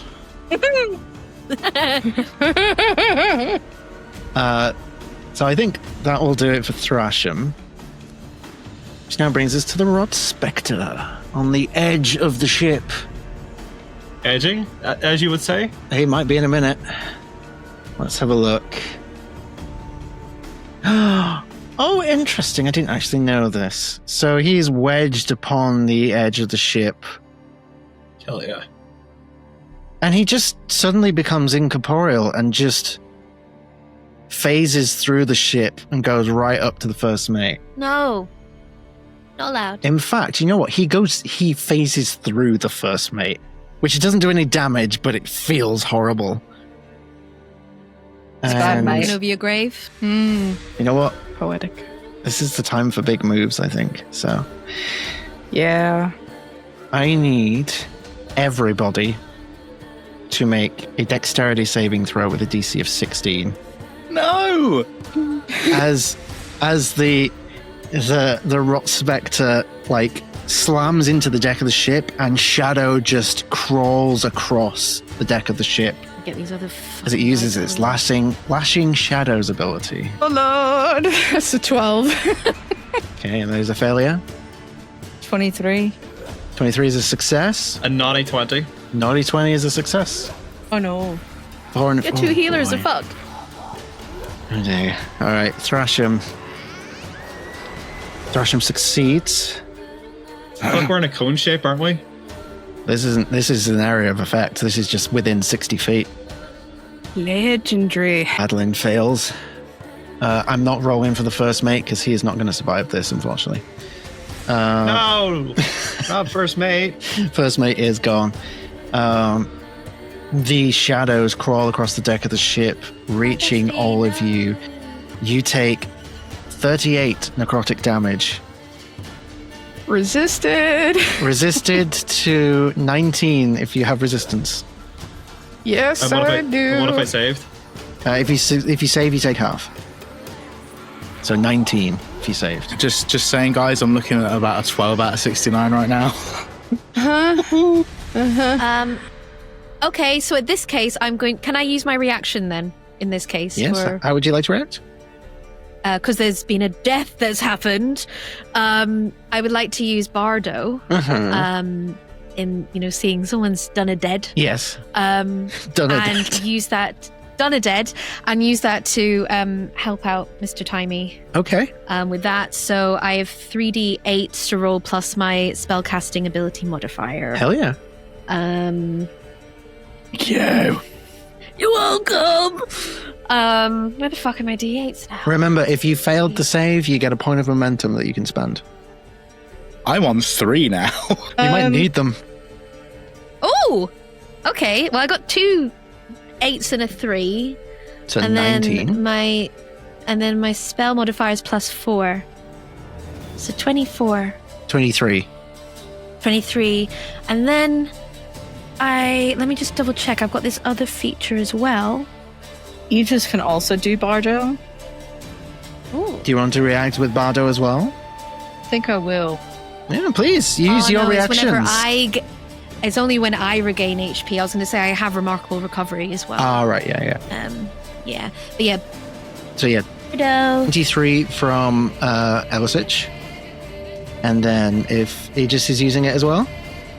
Okay, that's 3d8 plus modifier. That Some is lovely 24. radiant light goes over you.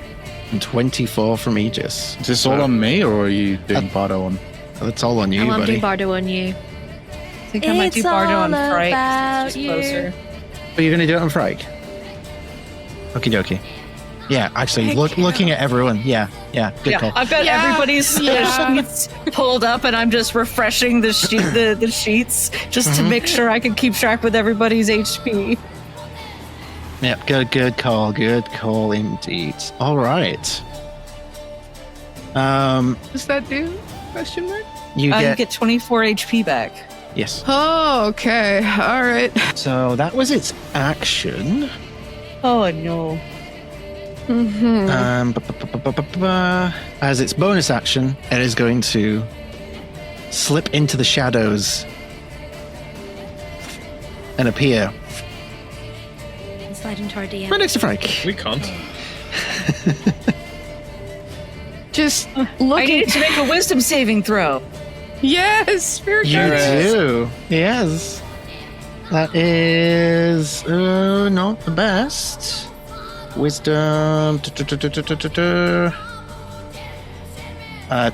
But yeah, that doesn't do it. All right, give me that damage. That is 17 damage for a radiant. So 34 total. Righty. Flavoring, as it takes this damage, Frake's taking a beating. She maybe spits out a tooth and just shouts at it. Sit, heal, roll over, go that way, go get it, trying to point it off the fucking ship. I'm sure Be that will gone. work. Okay. That will bring us to Colin McGinnis. Please roll me a d20. 13. 13. You managed to just duck out of the way of an incoming swarm of rock. It is your turn. Shield. So the monster runs away from Connell like a little bitch. So he's gonna chase it down. Uh-huh. So like, he's like, stomp. He's gonna like, just like, hop over this I mean, Raylan, you're in your giant form. That would be fairly easy to do, Yeah. Is it a solid or is it not? So, from reading what that ability said, it can become incorporeal. So at the moment, I would say it is solid. It's a solid. Hell yeah. Oh my god, and because we've got a map, we can now say we're flanking. Yes. Absolutely. Can I just quickly, because in the turn order, now it's obviously Connell, Rhódania, Mr. Timey. Can I take my action alongside Connell here, and as he goes past, cast haste on him? I'll allow it. Usually no, but in this case, I will allow it. That'll Okay. be my entire action. Just casting haste on Connell. Sure, yeah. All right, you are hasted. Okay, so what does that mean? Do I essentially get another turn? You get an- or you- is it just like... You get another attack. Is it another attack or another action? basically. Oh, it's another It's another action. It's another action. So I can attack 6 times? You're going to attack 6 times. Fucking let's go. And I get advantage on each of those? Because there's flanking, yes. Ah, I'm gonna come so hard. Get it. That's the episode title. I love Yep. you. Right. Different kind of edgelord. So attack number 1. 9 plus 9, 18 to hit. 18 to hit. Oh, yeah, definitely. Okay, so I'm gonna get all 6 attacks out of the way, then do all the damage. Okay, yeah. Okay, so that's 15 plus 9, so that is over 20. This thing has an AC of 13, so Rad. Okay, so that's two hits. That is a filthy 20. So that's 3. Counting on the internet. 15. So that's another hit. So that's 4 rolls so far. yep, 4 hits. 7, 8, 9, 10, 11, 12, 13, Me- 14, 15, 16. Yep. Yeah. 13, yeah. 5. And that is another 19. So it's all 6 hit. All 6 hit. Okay, so how many? That is 8d6. No, 8d8. No, 6d8. Fuck! Artie, you screwed me over. Do you have enough d8s? I do not. I got some Okay. D8s in front of me. I can roll them for you. No, Daddy needs this. You Okay. do best, Daddy. Oh, there's the d8. Okay, I've got 5 in my hand, so let's just roll that. And yeah. Okay, so that is an 8. That is a 2, so that's 10. That is. Is it a 5 or a 2? Oh my god. Well, this is like, is it a 10 or is it I situation? genuinely can't tell. Show us? I think that's a 2. So, That's a 2. That's a Okay. 2. If it's a Okay. 5, it has a little dot underneath it. okay. Like the other way around, if you know what I mean. I've been sixes, but you know. So that's 10. That's 12. That is 17. That is 24. I need to roll another d8. 24, so that's 27. And now all the lightning damage that goes on top of that. Fuck! I need to do the giant damage! Artie, you fucked me over. And you've got to add your strength as well, like 6 times and all that Yeah. bullshit as well. Christ. No, Get it. The hardship of being OP, Pat. Yeah. Guys, I was not prepared for this. The joys of collaborative play. Calculator. So that was 27 plus 30 because that's 5 times 6. 27 plus 30. Christ. So That's 57. 57, yeah. Okay, so I see a 10. I see another 10. So that is 77. 26. So add 26. Now I need to do all the lightning damages. Fuck. Clip it. This Yes. is my big baddie. This is my big bad evil guy. Math. Cuddle's the main character. Okay, so that is 3. That is 7. That is 5. So that's 12. 15. So 15 points of lightning damage. So in that one turn, I did 98 points of damage. Yes. All right. So, first of all, tell me how you kill this thing, because you do absolutely kill this thing. But I'm sweating. what I am going to also say is it had 70 hit points remaining, And you did 98, was it? Mhm. So that other 28, would you like to split that across the other two? Because they are right within range, and because that extra damage was lightning, we can rule that damage arcs out into them. So we could split, so it would be like 28 halved. Does haste give me extra movement? No? Wait, doubles your movement. Doubles your I think. Yeah. Yeah. Alright, so the way I imagine it is like the second like my foot hits the ground, Mr. Timey casts haste, and like just like almost like Zenetsu from Demon Slayer, like I just like lightning bolt straight past the Rot Spectre, and I zip back through a second time, back across, and like I guess in one of those like strikes I go through the Shadow Fighter fucker, and essentially like all 6 strikes kind of like form in like a star, and I end up back in my starting location. Getting Sonic vibes. Hell to the yes. Take a point of momentum for that. That was awesome. I'm going to gift it just for being awesome. I'm going to give that momentum point to Artie because, like, fuck, that well deserved. That's fine by me. So that was my action. Yes. We'll say it was your movement as well. Yeah. As my bonus action, just because I don't know what else is in store for us at the moment, Connell is going to take a deep breath, and like his eyes were already like kind of sparkling with like the electricity, but like almost like the whites of his eyes kind of turned into like a starry space. He enacts his storm rune, so basically he gets a spider sense for a minute, and until the state ends, when you are not a creature you can see within 60 feet of you makes an attack, saving, or ability check, you can use your reaction to cause the roll to have advantage or disadvantage. Once you invoke this rune, you can't do it again. So for the next minute, I've got a 6th sense. Hell yeah. I can see the future! And that sense is telling you that you are not out of danger yet. They're handling it very well, I must say. That will bring us to Elisich. Please roll me a d20. Golf. So I wasted. Oh, Natural 1. Oh, I realize I've been rolling loads of like failures. Like I haven't been marking any momentum. Have I earned any momentum? every failed save, or yeah. Mm-hmm. Oh, okay. Yeah. We'll say you've got 2 points of momentum. Okay. I've just been too nervous. Okay. Yay! I'm sorry, guys. Elisich, you get hit in the back and nearly knocked to the floor by a cluster of rot. 23 points of necrotic damage. Okay. Well, this is gonna be fun. I'm down to 1 hit point now. But it's fine. It's all good. It's all gravy, baby. Because I might have to change my tactic. Ask your wounds. Well, I was actually going to ask about my staff. Yes. You know how it has like the different tiers, like dormant, awake, exalted. I have to use dormant before I can use awaked, and before I can use exalted. And Yes. yeah.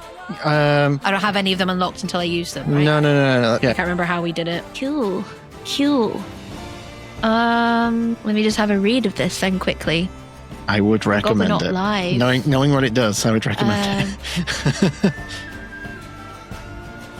Okay.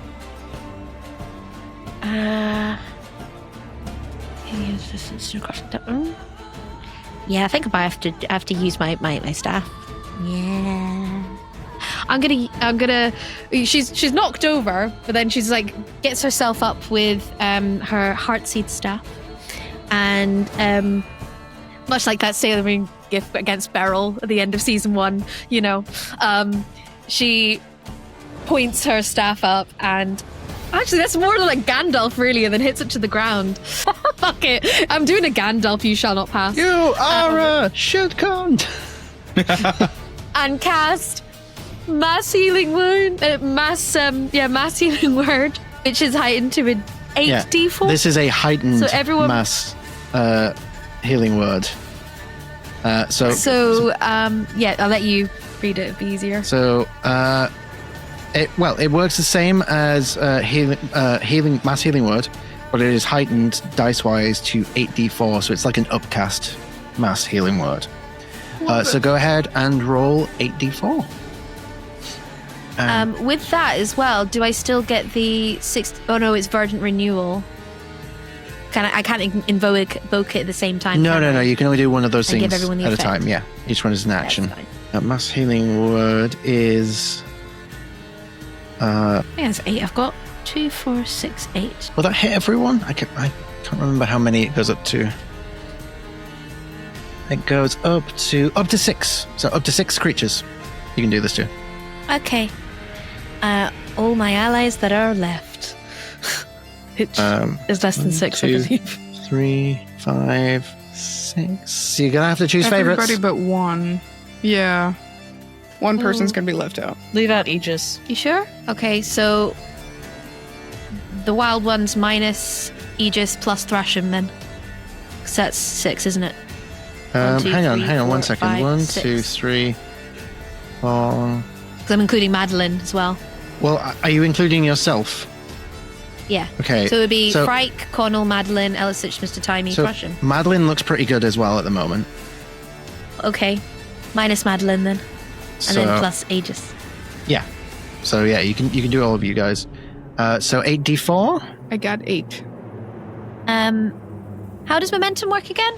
You spend a point of momentum to add a +1 to a dice roll. I'd like to use both my momentum to add 1 to 2 of these, if that's okay. Well, yeah, you can use it to add 2. Yeah, because you got 2 points. Okay. So then that becomes a 3 then. Okay, so 3, 6, 9, 12, 14, 15, 16, 17 points of healing damage. 17 points of healing damage. You all take. I feel so much better. All right, brought back from the brink. The energy of the Heartseed staff flowing through you. The first time you've really used this staff properly, and yeah, it feels like you've always used it, but this is the first time. There's just that connection there. The connection just it's beyond a material item. It's connection to what it represents. And you feel that It's just the moon strength. scepter, innit? Like, it's the shiny shit scepter. It's all shiny and shit. It's magical, girl. Cool. So that was your action. Am I Can you able to remind me use what the number my was? archer? Oh, 17. 17. Cool. Thank you. Am I So- able to use my archer as my bonus?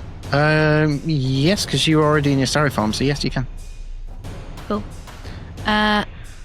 Then in that case, I'm going to use it on this bitch here. Okay. Because I think that's the only enemy so far. So that would be a 22. 22 will definitely hit. Cool. Let me move all these fucking D4s out of the way. Jesus, get out of my life. 2d8.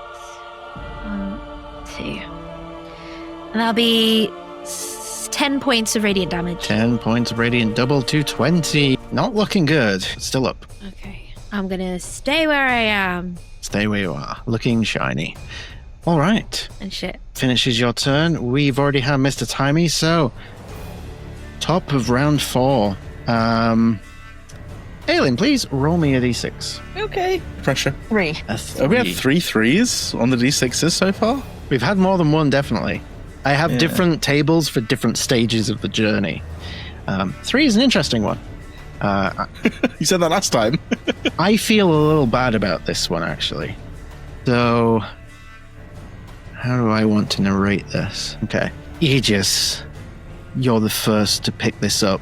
Actually, no, I would say Connell is the first to pick this up with that sixth sense that you just activated within yourself. You feel the presence of danger ahead as something is coming from behind the ship, chasing the ship. The first thing you see before that is a light just hitting the deck of the ship as lying in a crumpled heap, half bloodied, still alive, still battling, you see the aforementioned Celestemancer, Kellen Sturgrove, thrown into the middle of the deck of the ship from something, as she just looks up with a shaking hand and points and goes, "We're in a bit of bother." As you hear, all of you hear now at the same time, a sound that is all but familiar. Sound that you heard a little while ago. The sound that took the life of Brim Smallboy as a rock dragon flaps into view, chasing the speeding ship. And with an initiative count of 24, we start with hit. Oh no. So, squeaky bum time as we go into round 4. Look, we haven't got dungeons, but we've got dragons, okay? It's fine. Let's consider this a dungeon in the sky. Laputa, dungeon in the sky. Death. Let's have a... So immediately, how far can this go? Ooh. It immediately will use a pounce. It moves up to 30 feet. Can only reach one of you as it lunges at Aegis. I just said Reese then, because that's our other campaign. Yeah, can it make a... Yes, it can. Wisdom save, yeah. Wisdom saving throw. That is a 23. Yeah, it saves. It's still going to take half damage. I'll take half damage, which will be normal damage because radiant. That will be Nice. half of 19. So 19. 19, yeah. Yes. Alrighty. Still on 3 digits, so I think it's fine. But good shout. It immediately makes its rend attack upon Aegis as for Dalus. God, the sounds. Is that you making those sounds? 23 to hit. I think it's Pat. Yeah, that hits. Background noise. Oh, Okay. sounds like suitable though. That is 20 points of necrotic damage. Did it roll to hit? Yes. Silvery Babs. You can silvery barbs. That is going to be a 20, dirty 20. Yeah, that would still hit. And the damage is halved to 10 because it's necrotic. Mm-hmm. Does this ability have anything else? Am I able to use my reaction of woe to reduce the roll? Is that something you can only... Is there a limit on to how much you can use that? Because you've already used it per long once. rest. Hmm? Four per long rest. Oh, 4 per long rest. Oh, amazing. Then yes, you can. Okay, so 4 needs to be subtracted from the dragon's roll. Okay, so that would make it I 16. spaced out for a second there, sorry. 16 misses. Oh, oh, wait. Yes, yeah, then yeah. Describe what this looks like as you intervene in this moment. Because this attack is going to hit Aegis, but not because of you. So you tell us what you do to stop this from happening. So I like to think that Elisich's eyes go kind of red and sparkly because it's woe rather than something that's nice like real. So she's just going to be just staring dead on at the dragon, muttering and muttering away.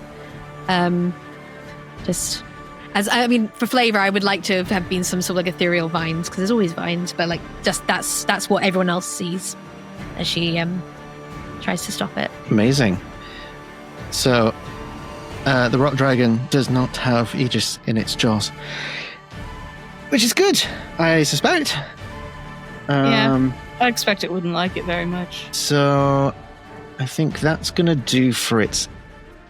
Yeah, we'll say that does it for its turn. Which brings us to Madeline, who's panicking now. There is a dragon on the deck of her ship. Again. The last time this happened was when she first picked up you guys. Your mom's a bitch. Natural 18 on that. She in the panic, she doesn't realize she's just dodged a rock cluster. She is going to use her action to try and speed up the ship as much as possible to get to the destination, because squeaky bum time indeed.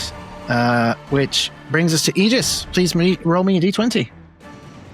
That is a 19 on the d20. You also effortlessly dodge away from this rot.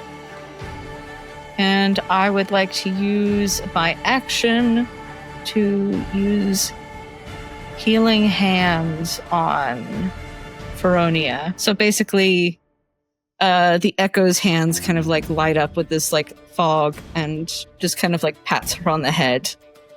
And she just receives... Just biscuits. Let's see. 11 points of healing. Hey, healing damage. Love to see it. Thank you. Oh, it's so sore, but it feels so good. It's like when you get a Swedish massage. Yes. Which isn't a spell. Which means could potentially do a healing word. Wait, no, I can't because I don't have healing word prepped. Well, ain't that just the way? Ain't that just the way? It is the way. Ain't that a kick in the head? My people. Anything else? Hello, Kay.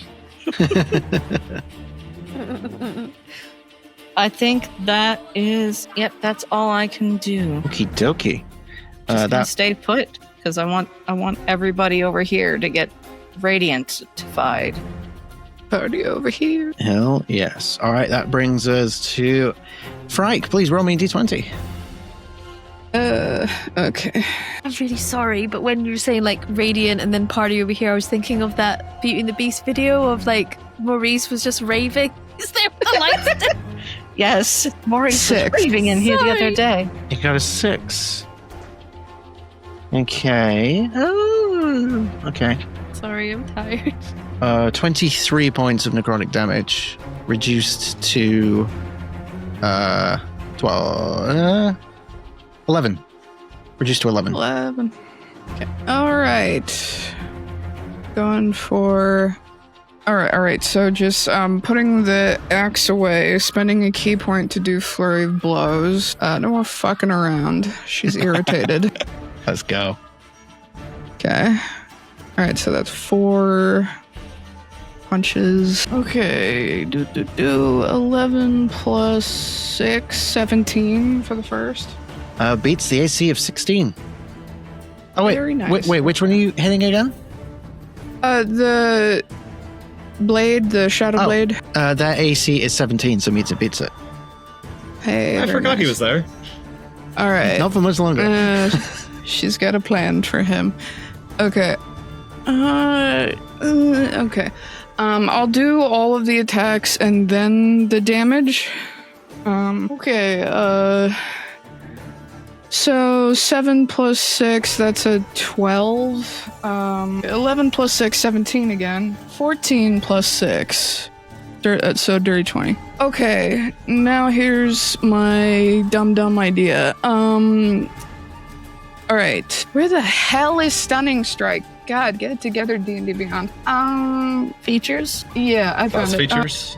Okay, so 1 key point for Blurry of Blows, 1 key point for Stunning Strike. I hit with at least 3 out of 4, so just 1 Before you con save. Before you spend any points on Stunning Strike, he has 22 hit points left. I feel like you are about to kill him. I don't need to waste Stunning Strikes on someone that's about to die. So... I have like a silly little idea for flavoring though. So okay, I'll after I do damage, I'll tell you my silly little idea. Sure, yeah. That's nice. Okay, I think that's 18 points of bludgeoning. So I don't think he's down yet. If it's just 18, he's on 4 hit points. Okay. Can I do a key point for Stunning Strike now? Yeah, you can spend a key point for a Stunning Strike. Is it Wisdom save? Constitution save? It's a con save. Constitution. That's a 3 on the dice. I'm not even going to bother checking for the modifier. Very nice. Stunned until its next turn. But for flavoring, with the dirty 20 attack, one of these punches, can she attempt to rip out an eye? Oh. No. Shit got dark. I'll allow it. Sure. Okay. So if she gets it in her hand, she's maybe going to attempt to whistle and get the dragon's attention. And summoning wings, would you consider that a bonus action? Sure. Let's go with Okay. that. So, attempting to fly just upwards into the air, floating before him with the eye in her hand. She's going to attempt to, a little bit like Jurassic World, just get his attention with the treat and just try and command this creature, like maybe just like a little bit. She's just so fucking tired of this. She's just like trying to get his attention. I'm imagining a little bit of animal handling would factor into this. So just like trying to draw his focus away from the ship and toward her. Okay. I'm going to say give me a persuasion check Okay. at advantage because every entity that has boarded this ship so far has made a beeline for you. So it doesn't feel like persuading it to come after you is going to be challenging. Okay. So you are flying how high up? Go with 15 feet. Okay, so I'm just going to add plus 15 feet to the token name so we know that you are flying. My persuasion isn't great, but with advantage, that's a 15. 15. Okay. Do you feel confident that you have got the rock dragon's attention? Okay. The equivalent of it's going to feel awkward because with fetch you would assume the animal would bring the thing back, but okay. So I think her logic is that like she drew its attention away, gives it a treat for following the command, and now that it's had the treat, her logic is to tell this thing to leave, back off, and like attempting to pull from, like scraping the bottom of her brain barrel for any kind of energy that like she might have witnessed in all of this chaos. Maybe like attempting to just look more menacing a little bit, but like attempting to tell it to just go the fuck away because she's so fucking tired of this. Y'all don't even know, so that's her logic. Okay. Duly noted. Pat, you have your hand up. I'm going to use my reaction to give Freg advantage in that. So I kind of like grab Freg's attention somehow. It's just like, try and throw it like this, not like that. So, here's where we're at. You have its attention. You have the thing in your hand. That's pretty much it for your turn at this point, so you will have to continue this on your next turn. Okay. All right, 'cause that's fair. You've used quite a bit of action economy already. At the end of your turn, now that you have its attention, it's going to use a legendary action. What it fucking is. No, we're in a cone shape. Fortunately, that is not one of its legendary actions, Okay. but it does have that. What do you think it does? It's going to do the same thing that it did on Aegis. It is going to lash out at you, and it's going to attempt to eat you, basically. It's not Bite me, baby. great. Does a 19 hit? Yeah. Hang on. Does my reaction do that? You just use your reaction to give advantage to... That didn't happen though, because didn't throw it yet. No, well, like she still has the advantage anyway. I already made the persuasion check though, and that was with advantage. But I gave you the advantage after you did the Yeah. persuasion. That's for what comes next. In this instance, could I fudge it where, like, instead of giving Frank advantage, I give the dragon disadvantage? I'll allow it. I'm feeling nice. So effectively, the dragon's trying to snap at Frank? Basically trying to... Yeah, like... Like snap? Yes. So I just, like, I just shout, left! All right. And he will re-roll for a disadvantage roll. That is a 17. Still hits. Still hits. Not left enough! Okay, you are going to take... Where is it? Okay. 19 necrotic reduced to 10. Okay. Am I eaten? Did I get eaten? You didn't get eaten, no. It sort of loosely has you in its jaws. You're not like restrained, but you are in its teeth at the moment. Okay. So that's its legendary action, which will bring us to the Shadowblade individual, who is still on 4 hit points, still conscious. Missing an eye. Starting turn in the aura, though. This is true. I'm just going to move. Oh, no, because, interesting. Aegis would have had an opportunity attack because it had to fly up to get Frike. So I'm going to just do this. So, Aegis, would you like to take an opportunity attack? Yes. And as a warcaster, I would like to do a guiding bolt. You can, I believe. Would that be a disadvantage with you being so close? Within 15 feet? You can do, but it would be a disadvantage. I can. Yeah. Unless you have a way to make it to cancel out the disadvantage. Carve it like in Wanted. What a reference. You know what? I'll take the disadvantage. It's fine. All right, let's go. I mean, you have a history of rolling crazy good, so Jinx them. I want to. I'm the DM. Bitch. So at disadvantage, it was a 28 and a 22.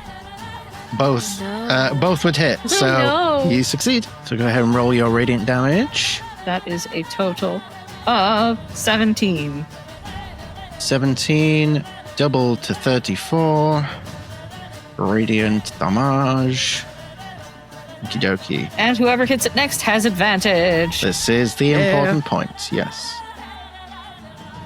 I noticed that Thrasham's near the ballista as well. He is. He is indeed. The ballista does not have 360 movement, though. It can do like 180. The small ones. Yeah, the small He'll ones pull can it do. off with do a strength check. Pull it off and then With the minigun. Yeah. He might, if push to it. Rip it out of the ground, just... there's a minigun. Yeah. So To do what? Chris Redford, except with not a boulder, but with ballista. Chris Redford, Red. So this Is he? Shadowblade individual that is on 4 hit points. I don't know. Needs If to make the wisdom save, doesn't he? he does have to make the wisdom save, which is going to kill him anyway. Actually, I think because even half damage. Yeah, he succeeds, so half damage. I'm pretty sure you can roll more than 4. So On the the Spirit Spirit Guardians. Guardians. Yes. Yes. Yeah. So he is about to lunge an attack. It looks like he's about to lunge up to try and get Frike, who is like half in a rock dragon's mouth. But he just evaporates as the Spirit Guardians take him, which will bring us to Thrasham. Now, Thrasham is concentrating on the banishment spell, so he is going to continue concentrating, but he is going to move over and help Kellen back to her feet as his action, which, I need to roll first to see if he misses. The rot spore goes straight past him as he goes over, which brings us to said Celestimancer. Rolls a 16, yes. Also dodges the rot thing. So you didn't really get a good look at her during the last episode when she first arrived, but yeah, you see now getting to her feet this very well-dressed, very tall, sort of ginger-haired lady with quite short hair, but looks very prim and proper, covered in runic tattoos, what look like runic tattoos, but they are glowing, not in a similar way to Connell's, but this is an ever-present glow about them.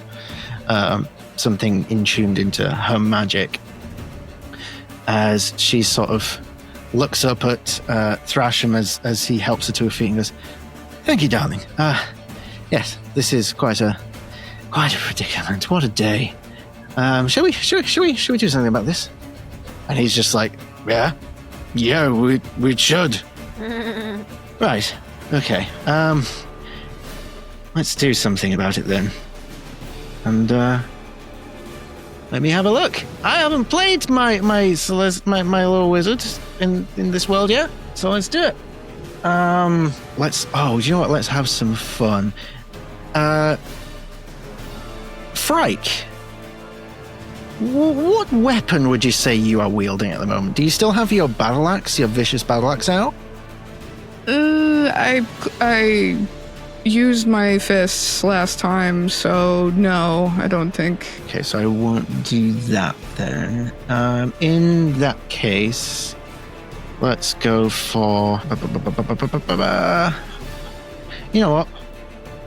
We're supposed to be playtesting stuff, so let's playtest stuff. Okay. You see... Excitement! Kaelin, starts doing, Doctor Strange-style runic circles in front of her as she begins invoking a spell as she is going to cast at... Let's do 4th level. Kaelin's Celestial Cascade, and she is focusing this on one creature, so this will be maxed, the max dice roll. You see 5 radiant sigils flare to life in the air around her, which then become small pointed stars. And each of them coalesces into one big one, which then fires directly towards this dragon. The Starfall.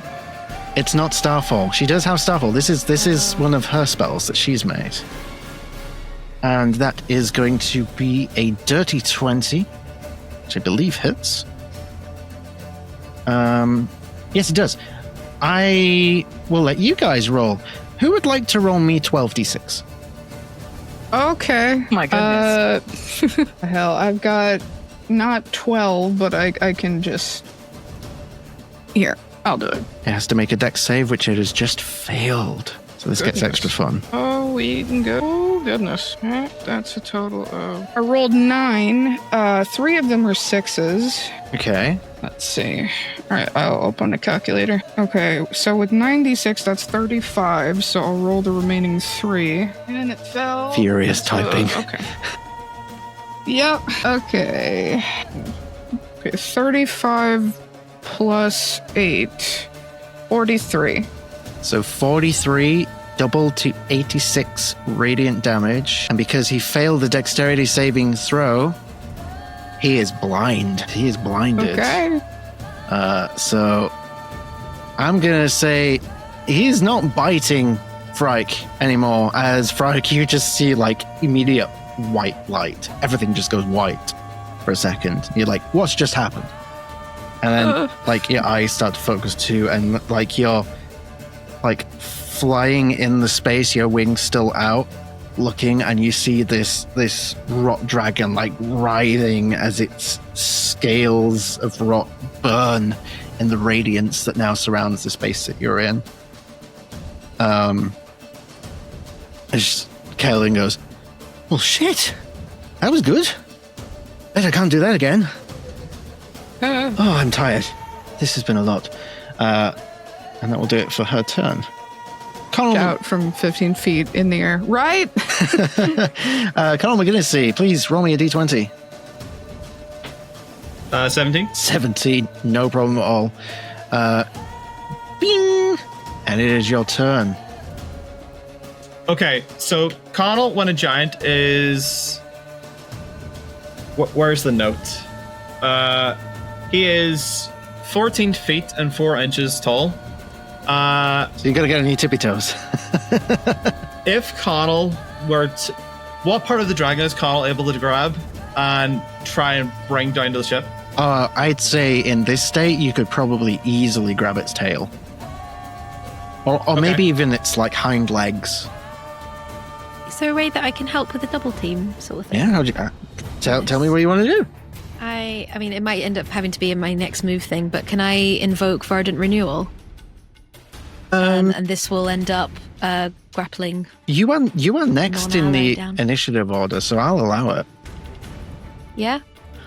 Okay, if you don't mind, Pat, just so I can help. This might make it easier for me, so go ahead. Cool. So, as before, a little bit less Gandalf-esque. You shall Elsa pass. is going to You shall pass. We'll invoke Verdant Renewal. So this creates a 60-foot radius of divine growth around you that protects allies and ensnares enemies with vines and thorns. The effect is concentration based and can last for up to a minute. Until the effect ends, the aura moves with you, centered around you. Each ally in the aura, including you, has resistance to necrotic damage, and its hit point maximum cannot be reduced. In addition, if an ally is at 0, you're fine. None of you at 0 hit points. For non-allies, the area is considered difficult terrain, and they must succeed a strength saving throw or have the restrained condition until the spell ends. A restrained creature can take an action to make a strength check against your blah, blah, blah, blah. On its success, it frees itself. But yeah. So, you're going to make a save against that. Natural 1. Okay. Oh, yeah. So it is Viney thorns and It is- moon lotuses. it is just come blinded flying out. and it is restrained. Carl, you can grab this thing without rolling. What do you want to do? So, in my hasted state, Connell is going to take a few steps back, then like a run and start to try and like work his way up the dragon. So with his 3 normal attacks, I guess he's going to like slash in, pull up. Oh, actually, hang on. He's going to do like a spin thing where he like slashes in, spins up until he like reaches the dragon's head.